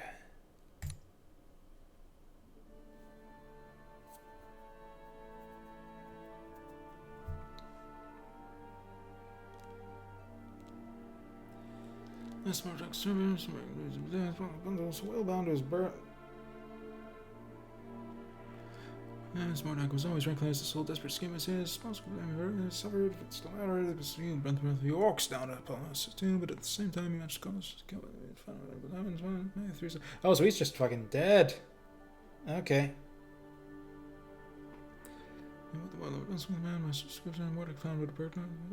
The horse warriors now they're coming here, led by a man who his mage's blood. Ordak. So I guess it's a tale of one brother now. Exit from the journal. Sometime they can find this dilapidated castle. Oh wait, no, this is the journal of Rotharik. Wait, so was that not the brother who? What was the name of the brother again?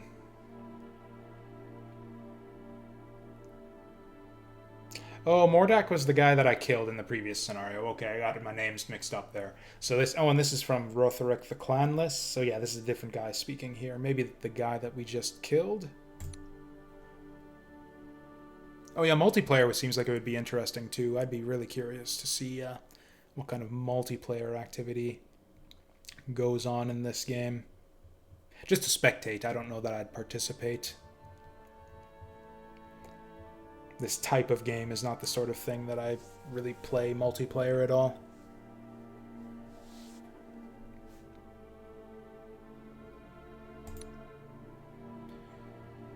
Why are we reading this asshole's journal all of a sudden? Are we switching sides halfway through the campaign?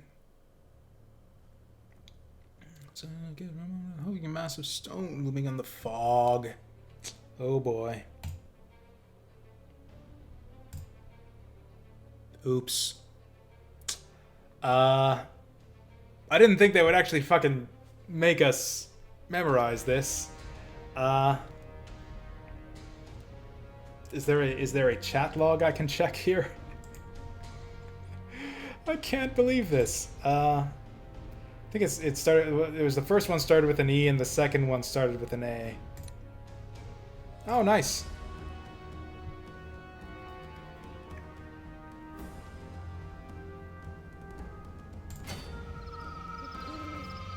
So I don't know what would have happened there if I'd have answered wrong. I guess we'd have just fought the guy and not gotten our Fog of War removed. And also, yeah, I guess we just steal all of his houses here. Does this guy count as a leader? Whatever. So, first up, definitely want this guy. Probably want this guy. And yes, XP is super valuable, so we'll take all of our guys who have any XP on them whatsoever. Maybe we've got enough horsemen now. I'll go for the spearman. And then 6 is kind of the cutoff. I don't think we care about our guys with 6 XP. Ooh, this guy with 12, though.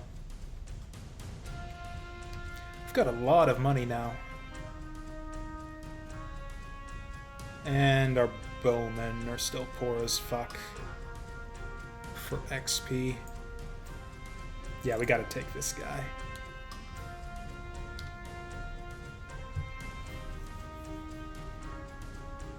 Yeah, I guess part of that is that all... Like, there's not... I don't know how to describe this.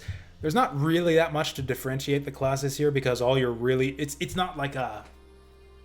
You know, like a full-on JRPG style tactical RPG where you've got all sorts of skills and spells and bonus actions and stuff. Like, as far as I can tell, in this game, all you do with your units is attack other units. It's just a matter of how much damage you do and what your damage type is. And all the damage types are kind of effective at different things. In fact, if you look at the stat sheet here, there's very few numbers to balance. Like, you got HP, movement, cost, and then 2 types of weapons. That's it. That's all you've got to balance. Oh yeah, and then your resistances too, but that's kind of... I kind of bundle weapons and resistances into the same thing. You're just kind of deciding what's effective against what at that point.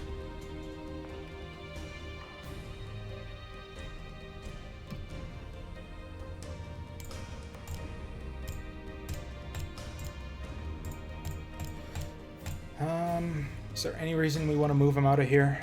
Not really. Let's just keep Do I want new recruits at this point? Oh, with the Fog of War, I don't know what I'm up against, though. I got tons of money. Let's just bring in all of our guys who have a reasonable amount of XP on them. Also, I'm sure they gave us all of this space for recruiting dudes for a reason.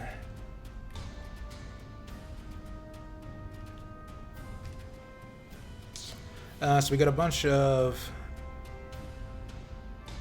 spearmen and horsemen. Oh, we can actually build heavy infantrymen. I thought this was like some kind of hero unit, but that's just a new thing we can build. I'm gonna say one's enough for now. I want bowmen. I will say this, I love just how many dudes you can have on the map. That's one of my favorite things in tactical RPGs is just, oh, we got the gray fog now too, so we have no idea where the enemies are here. That sucks. Okay, so we'll just pass turn here.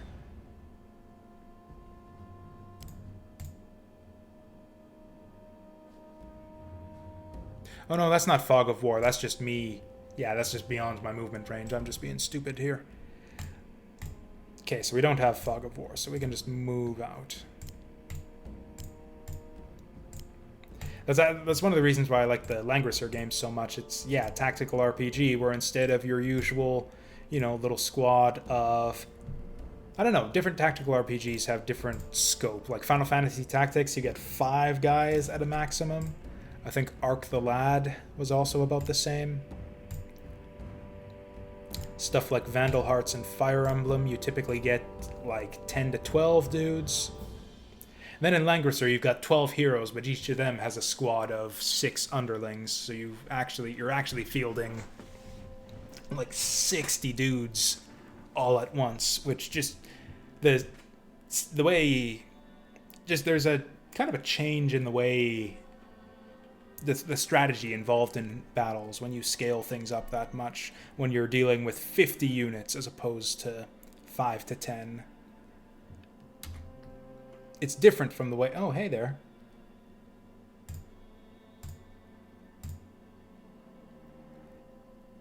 I said it started with an A, or it might have been the D word. Was it the A word or the D word? I'm going to go with the A word. Or should I be deliberately giving wrong passwords here so I can kill these guys and get XP? Yeah, just like this already is awesome, and I could recruit more guys if I wanted to. I love just, yeah, seeing a field full of dudes, and they move so easily too. Like that's kind of the way. That's the thing is, I'm certainly not complaining about the fact that your units only have one thing they can do, which is attack enemies.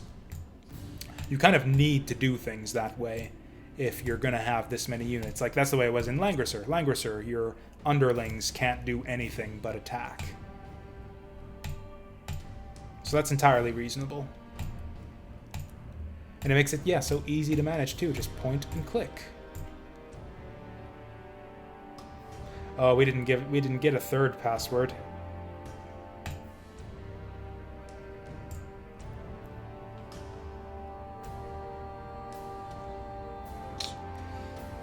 You know what? Yeah, I'm gonna... What happened? Okay, so there's 3 units instead of 2. Yeah, we're gonna keep going.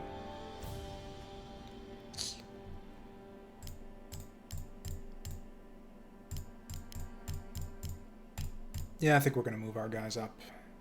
It's probably dumb. I should probably keep the horses in the rear so they can move up to support the spearmen. That's the smart way to do this, but we're on easy mode now, so I don't think we need to be particularly smart. Also, do we... Oh, hey there, Remco. It has its ups and downs. I'm kind of still getting a sense for what the game's all about. One problem I had was just... I started the game on hard mode, just because I thought, you know, I play enough of these types of games that I could handle hard mode. Turns out that was a mistake. And also there's a massive amount of RNG, kind of reminiscent of XCOM, which I hated. Although the nice thing about it here, I don't mind it here as much as in XCOM, because in XCOM you had a squad of, again, that smaller scale, a squad of 5 guys. So when RNG swings against you, it's like, oh, cool, I've lost a fifth of my dudes now, and he had a bunch of XP on him that I'm never going to get back. Whereas here, my dudes are somewhat more expendable. It sucks to lose your leveled up guys, but, you know, it's not the worst thing in the world. You can buy more.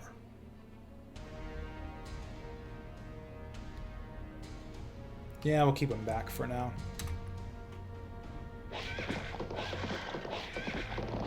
It has potential, I'll say that. I could end up really liking this by the time we're done.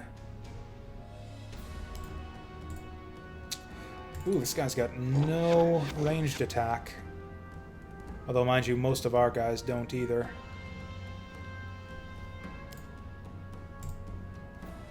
I should really have put him up in the front here. His XP is going to waste.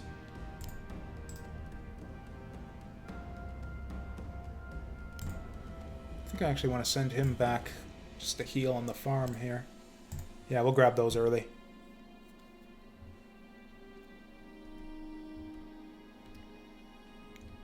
Oh yeah, I should clarify. I'm talking the new XCOM. I actually really like UFO defense. I'm talking enemy unknown strictly. Yeah, UFO defense is great. I really like the original XCOM, which is why I hated the new one so much.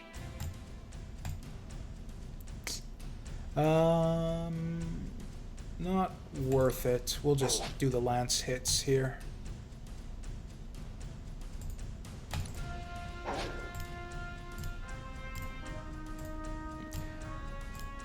It was probably not a good idea to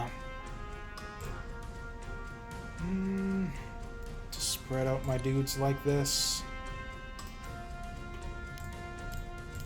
Yeah, I should have kept them grouped up. Well, we get no advantage from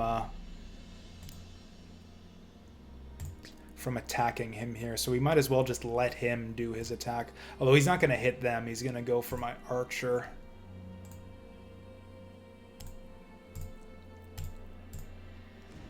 Actually, I can check that. What was it? Control B?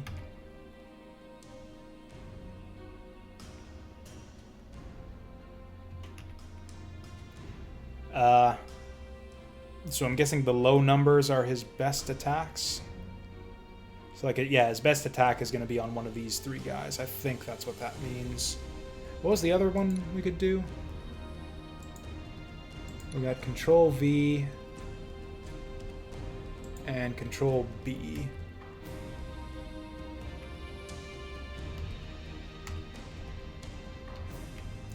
And I don't really understand the difference between them. I don't know, should we go for it? We could kill him. We'll probably just kill him. Well. Yeah, that was a dumb move. I should not have attacked there. Yeah, it's a tough system to get the hang of. Like, I can't say that I've ever played another tactical RPG where you just strictly fuck yourself over. Or I guess that's not true. Fire Emblem could work that way sometimes.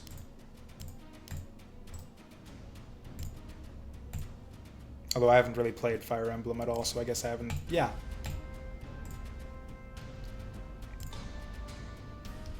Yeah, I guess most tactical RPGs work that way if you are stupid about enemy weaknesses. I'm just going to park this guy here to keep these guys from advancing forward. That doesn't actually block the bat at all for some reason. And these guys weren't going to make the distance anyways. That was a bad move. Can I undo it? No? Okay. Oh, you know what it is? Fog of War. If there's Fog of War, then you can't then it would make sense that you can't undo stuff. Okay, let's see what the damage is. Oh, he doesn't get it for free.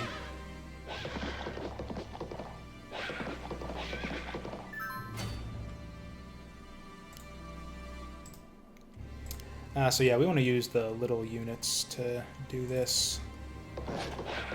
Or to take down this guy.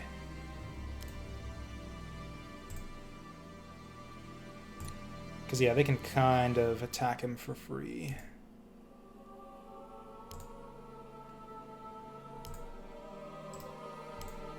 Oh yeah, and I want to do ranged attacks on the bat.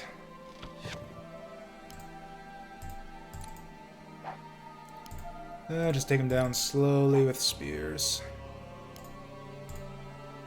Oh, for sure. Any dice-based game. Wow. You know, I never did check out this guy's stats. He is super resistant to blades and piercing. That is amazing. This guy is awesome. Fuck him up. Goddamn right. Fucking braggart orcs.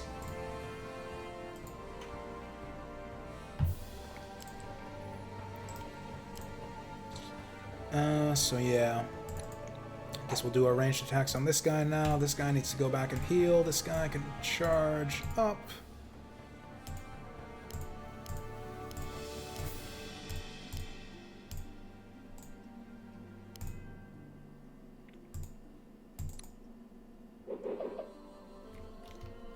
Alright, and we got this dude over here.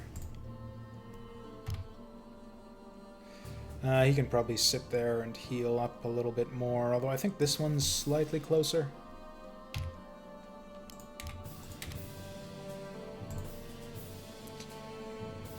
I think I'm just going to charge forward with Arvith. We probably have all the units we need here.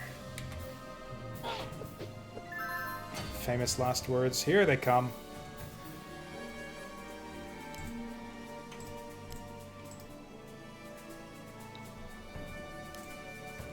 Okay, so this guy's going to be good at skeletons.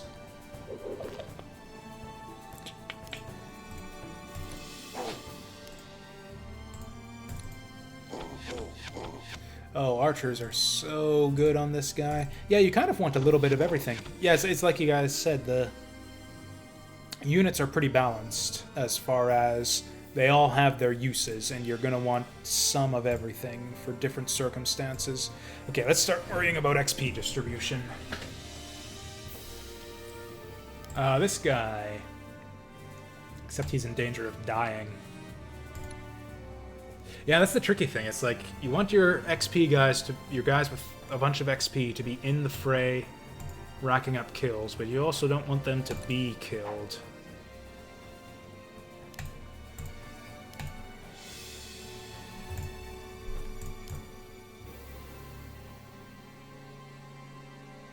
Can't quite make it.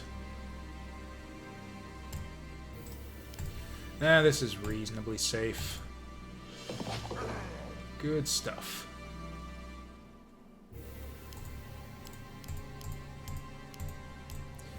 Do I just use this guy to... Or he'll scout out part of his movement?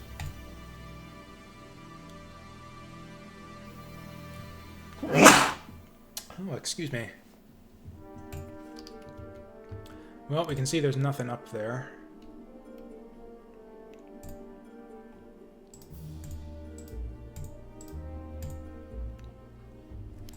Do I move up further? I think I'm just gonna have him sit here. So many units.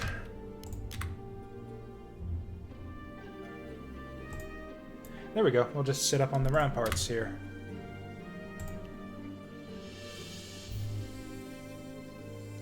The tool. Oh, sorry. Yeah, I didn't read it out loud. Yes, the castle here is under permanent chaos.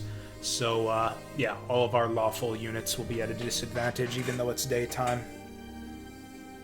In fact, I think... Road flat. Okay, so it tells us the time of day there.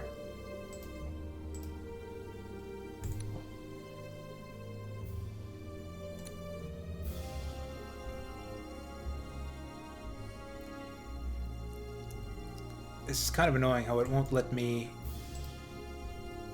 go over there to highlight it, but you can see how it affects the time of day where I have this highlighted.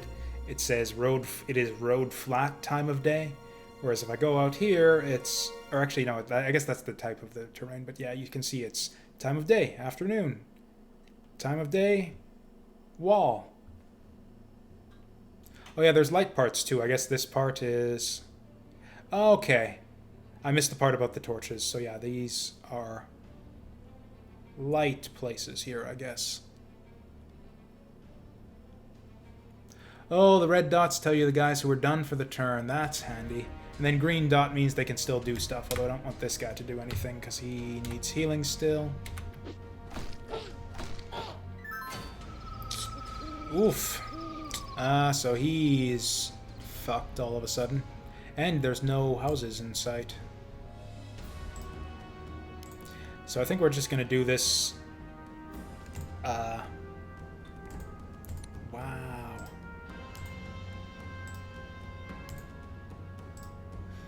Well, okay, he can still attack for free, so we might as well have him do that.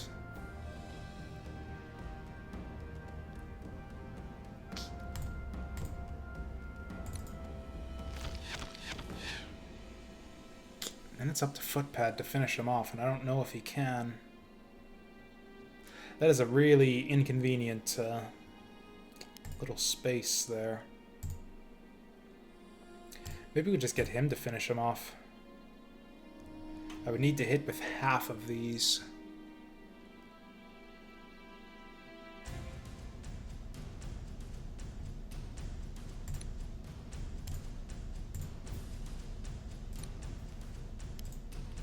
Yeah, I think we're going to do it. Also, it would be nice to get some kills to my leader. There we go. Actually, no. He's not going to level up anytime soon at all.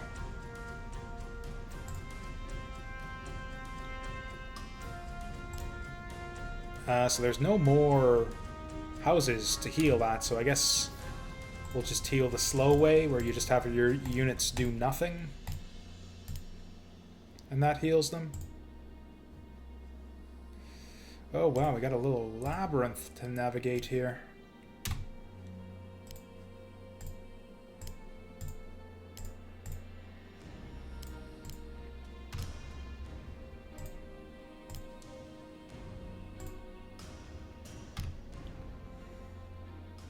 Could have sworn that I spacebarred that guy.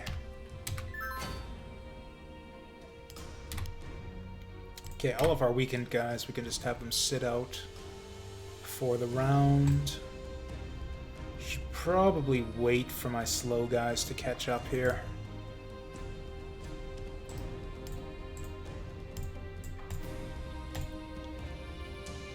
Could also have Footpad scout ahead here.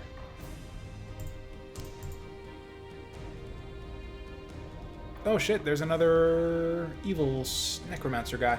Okay, he's spawning more in. We're gonna have to deal with that.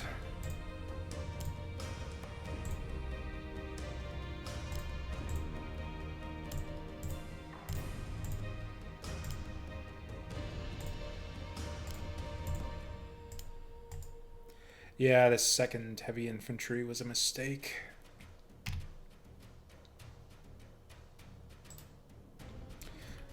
So we got a couple guys who can move, but I think we're just going to end turn.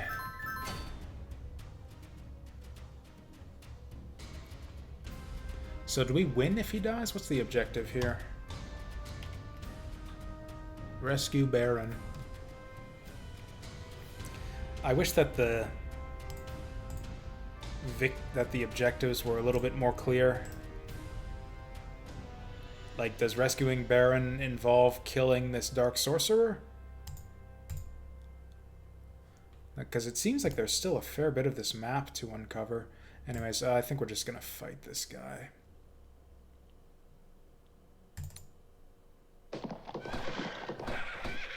Well, that's awesome.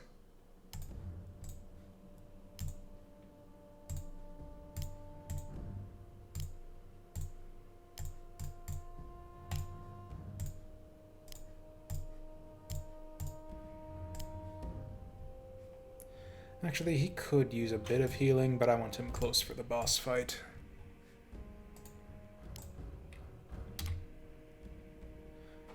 I'm used to it by now. This is every dice-based game that I ever play, virtual, tabletop, or otherwise. Good stuff. That's fine. He didn't have a lot of XP to begin with. Although, what were his odds to hit there? He's 70% to hit with that.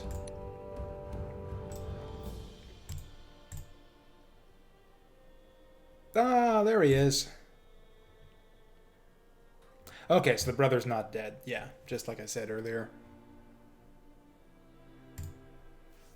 Oh, there we go.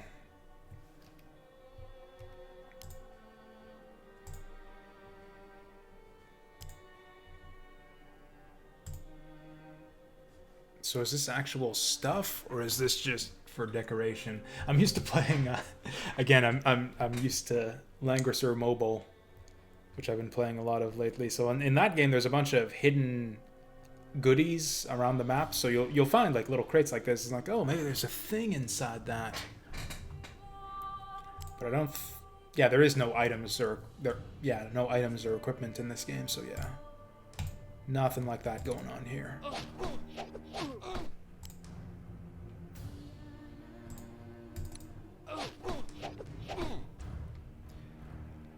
Yeah, just at work, but yeah. Yep.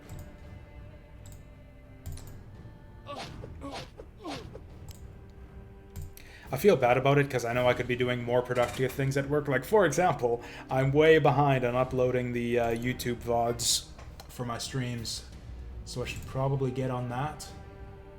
He needs one more hit. But I don't know if we can give him one more hit.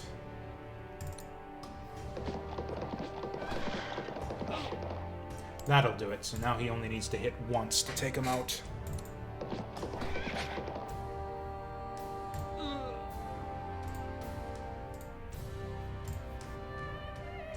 There he goes. I think I'll just take a Lancer for variety's sake, even though I don't think they're as good. Oh, and also, yeah, he's got +1 move. So obviously, yeah, what you do with a +1 move guy is you give him even more and more movement.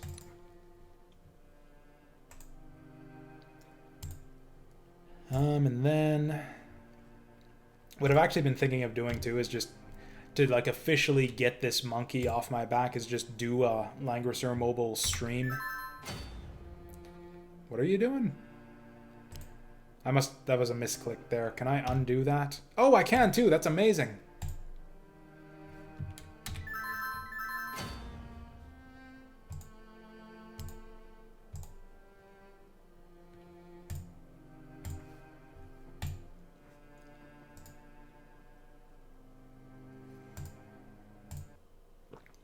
Good stuff. And we get a shit ton of bonus gold for the next scenario too.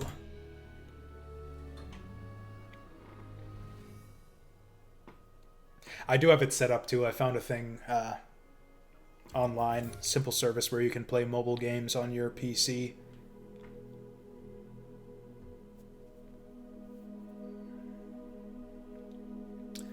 I'm tempted to skip all that.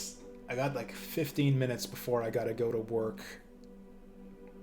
But I think that might be enough to finish this campaign.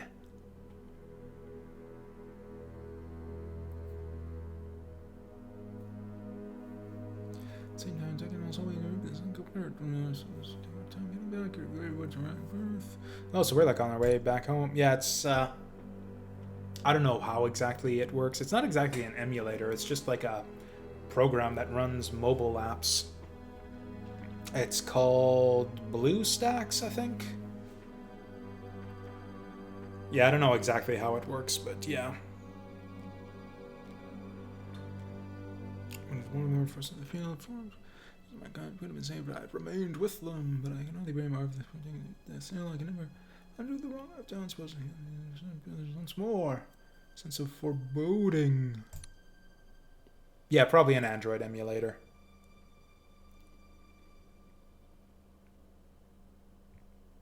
Oh yeah, just like they said, gave the Grey Woods a wide berth. And then we come back home to see it's overrun with zombies.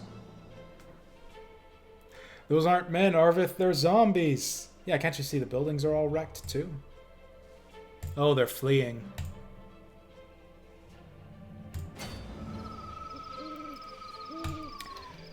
That is...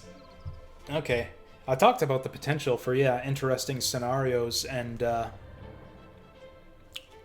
yeah, just, yeah, objectives and whatnot. This is the most vague victory condition I think I've ever seen in a strategy RPG. Find out what the fuck's going on. Okay, here we do have the gray fog of war. Oh, also, yeah, we got our brother back. Yay. Okay, so we're definitely going to recruit these guys. This guy. Actually, he can go in the rear since he's got movement for days.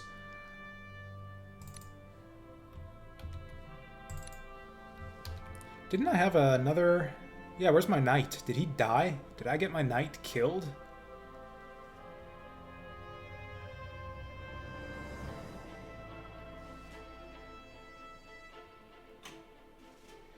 Well, that's bad on me then. I didn't even notice. Oops. Oh, was he the one who got killed by the boss? Yeah, I didn't even notice that that was my knight that I moved up. That was my mistake. So there's really no point recruiting guys who aren't going to level up in this fight, since this is the last scenario, so I don't think I'm even going to recruit any of these guys. We're just going to... Okay, we're going to get horsemen. Actually, yeah, we'll just get one of all the things that we didn't recruit.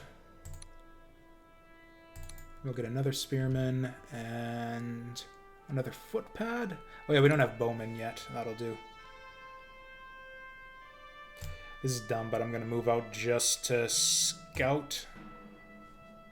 Oh, still pretty empty.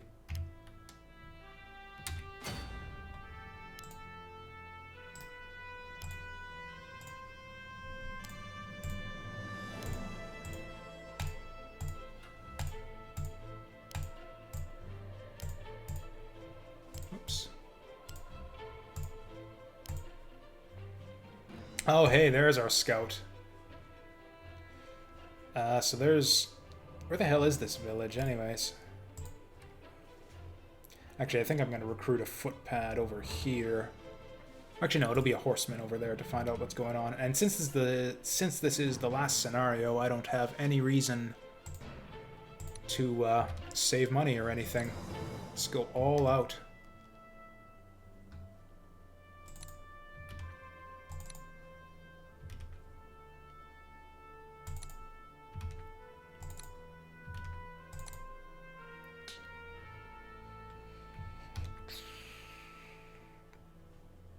I'll wait till next turn, I think, to recruit, just so I can recruit to the uppermost spots. Anyone else need to move?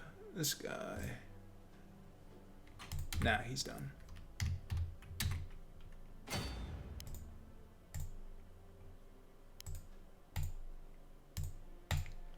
Okay, so we got a little side squad to see what's going on. What? Oh, wow, that guy's got some good vision.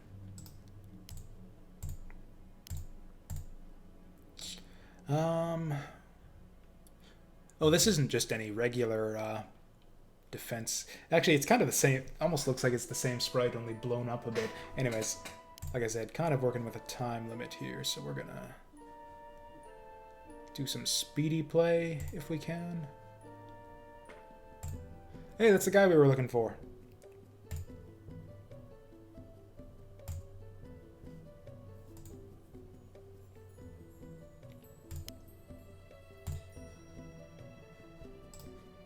Okay, he said he had men with arms to help us in battle, but I don't see no one.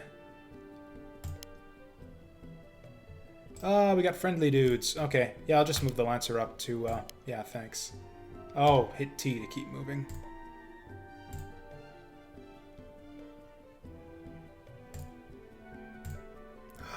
No! Not the warlord of Tyne Carrick or whatever. Ooh, these guys have a history, apparently. That's a lot of enemy units. So, we probably want to... Okay, I'll get him to go up to capture the villages. Or the houses, whatever. And then these guys, I think we'll move up... like everywhere?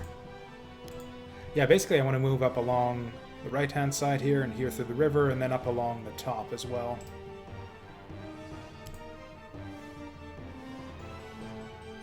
Also, I think we want to keep away from the enemy here, just because they've got the nighttime advantage.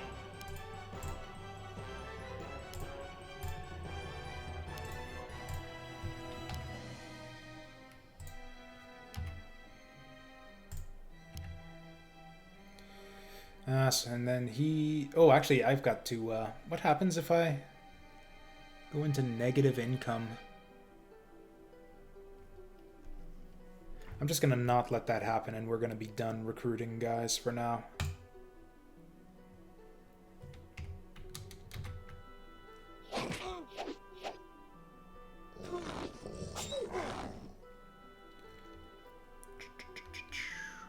This actually looks kind... Okay, he has a ton of dudes. Probably owns all those villages, too. Hey, okay. Now is the time to strike.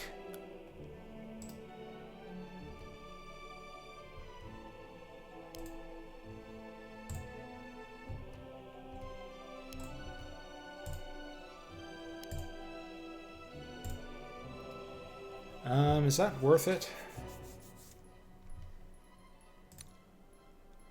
This Lancer is really valuable.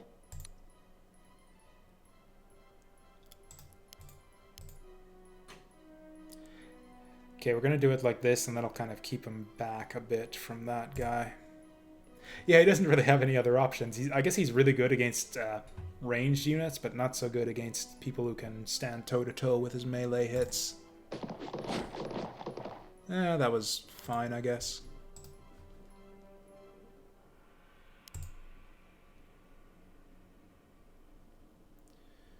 Troll whelp, huh?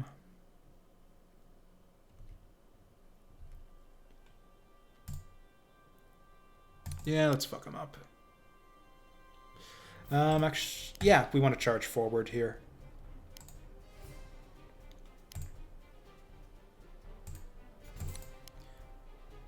Yeah, I get it. There's enemies here.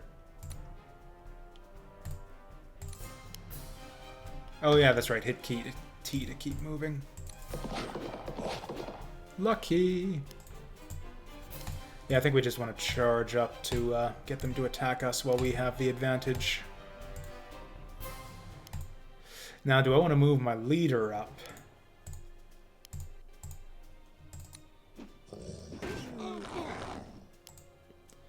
Actually, this guy's going to be good for this attack, because, yeah, he can't counter. Any of these guys have any XP at all? No, these are all store-bought.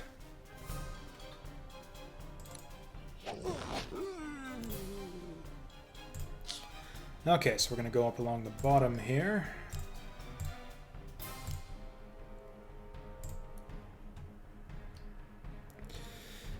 Yeah, and it's kind of all up to Arvith here. He's gonna get rocked by the counterattack, though. 70%? I like these odds. I'm going for it. Fuck! Okay, good. We'll see if he survives this, but that may well have been worth it.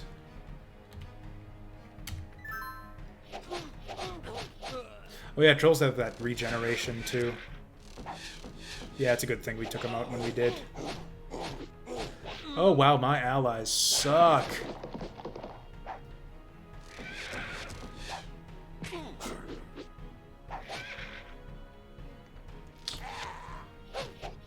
Ah, there they go. Good job. My allies are awesome. One shot! Nice. Do we want to go in on this? We don't exactly... Oh, hey, that's an archer there. Yeah, we'll take him out. Or attack him. Profitably. Okay. Actually, don't need to... Oh, this guy's in the water. This should be easy. It's not easy. Does this guy have... Is this guy aquatic or something?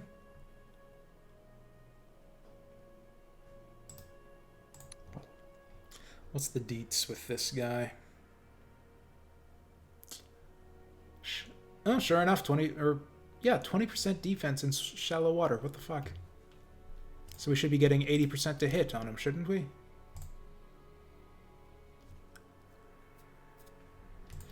Whatever. Let's just kill him.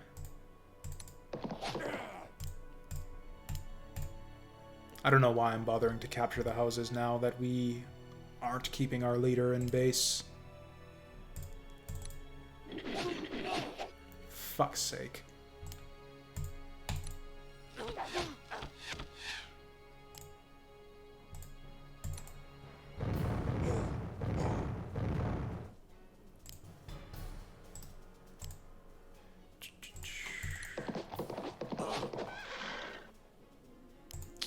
This is not going great for us.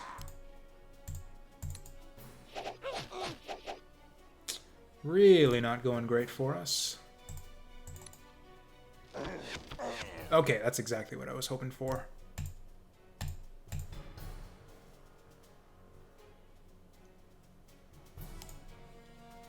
We should probably, yeah, go for the archer here.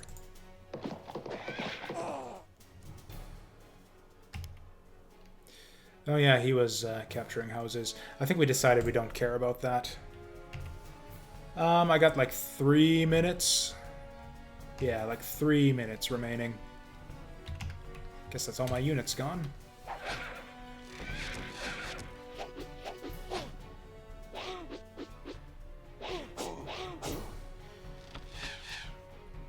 think this might be a perfect fight. I think all my guys are going to survive this.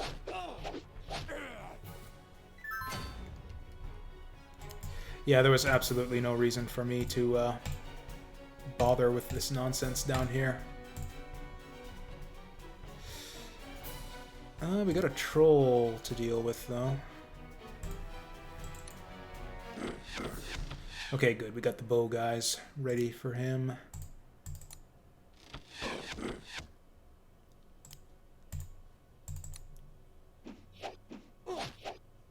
Participation.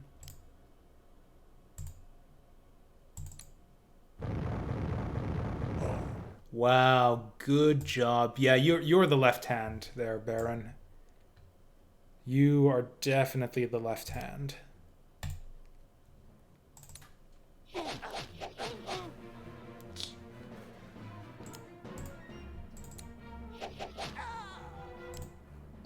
don't think I have anyone else who can get into position to finish the troll off.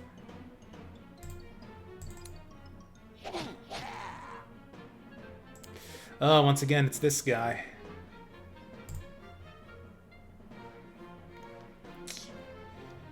Yeah. Yeah, let's do it. Good stuff.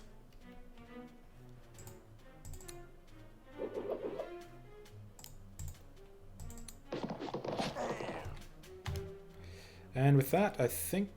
Oh, that's the enemy leader. I think we should fuck his shit up.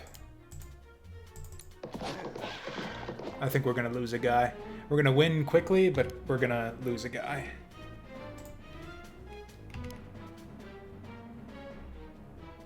There's no enemies here, right?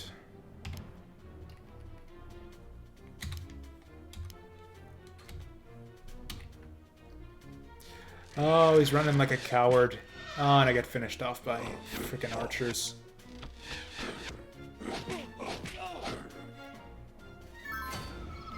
Oh no! We've pissed away our advantage. Oh, almost got that level up for Maze Whale.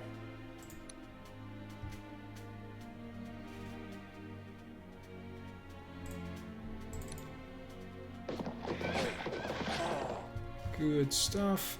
Now, how quickly can we charge these guys forward? It turns out, not very quickly at all. Yeah, going across the mountain range at all was probably a mistake. We'd have been better off. Or I should have sent the horses around and sent the infantry through here. That would have been the smart way to do it.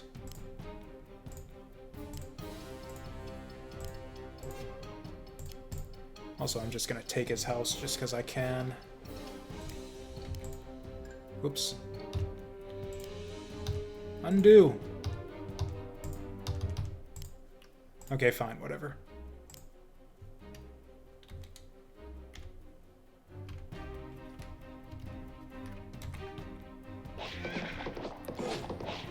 Oh, actually, I think that's fine. I think that means we just kill him right away.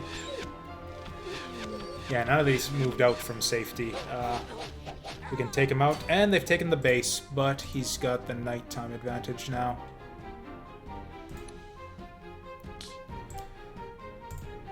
So we'll start off with this. Good start.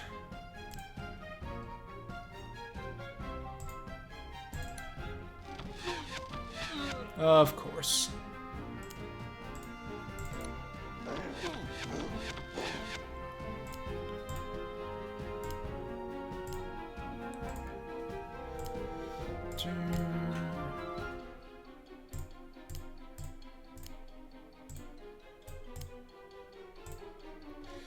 These guys are so slow.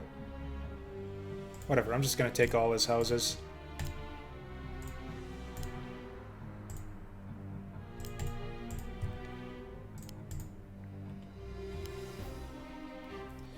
Oh hey, footpad can get at him.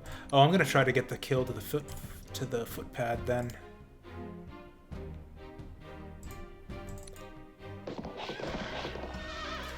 Rip.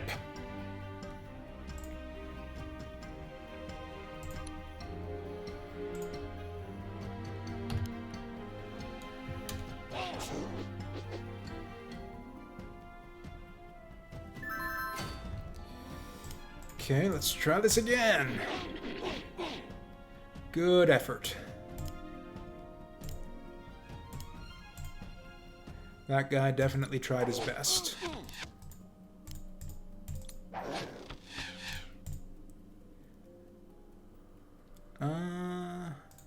Start.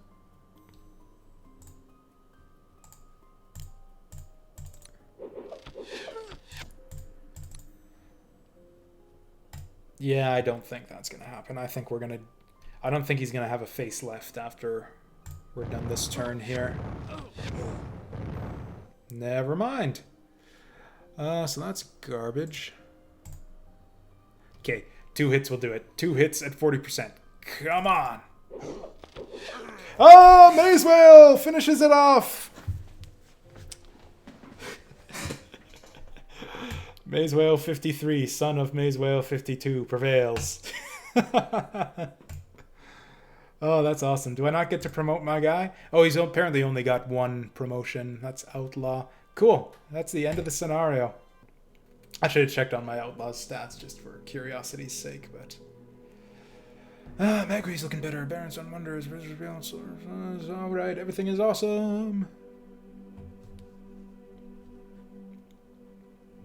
I feel like we really got off easy on Scenario 3 by remembering both of those passwords. Relax and enjoy the peace. Cool. Yeah. So I guess you guys can relax and enjoy the peace that I've brought to you guys. I, on the other hand, have got to go work. This was fun. I'm actually really curious to check out the other campaigns. That one was pretty basic. I need to find the nice medium, like the nice... Like we had the ridiculous bullshit level challenge. We had the nice, easy rookie level challenge. I need to find the Jasu level challenge in one of these campaigns, the one that's going to be just right for me. So we're probably going to play more of this on and off over time. This is going to be the main feature of the channel. I think we're going to... Yeah, we got to do Shining Force Premium Disc, and then I'm probably going to do Vandal Hearts at some point in the near future.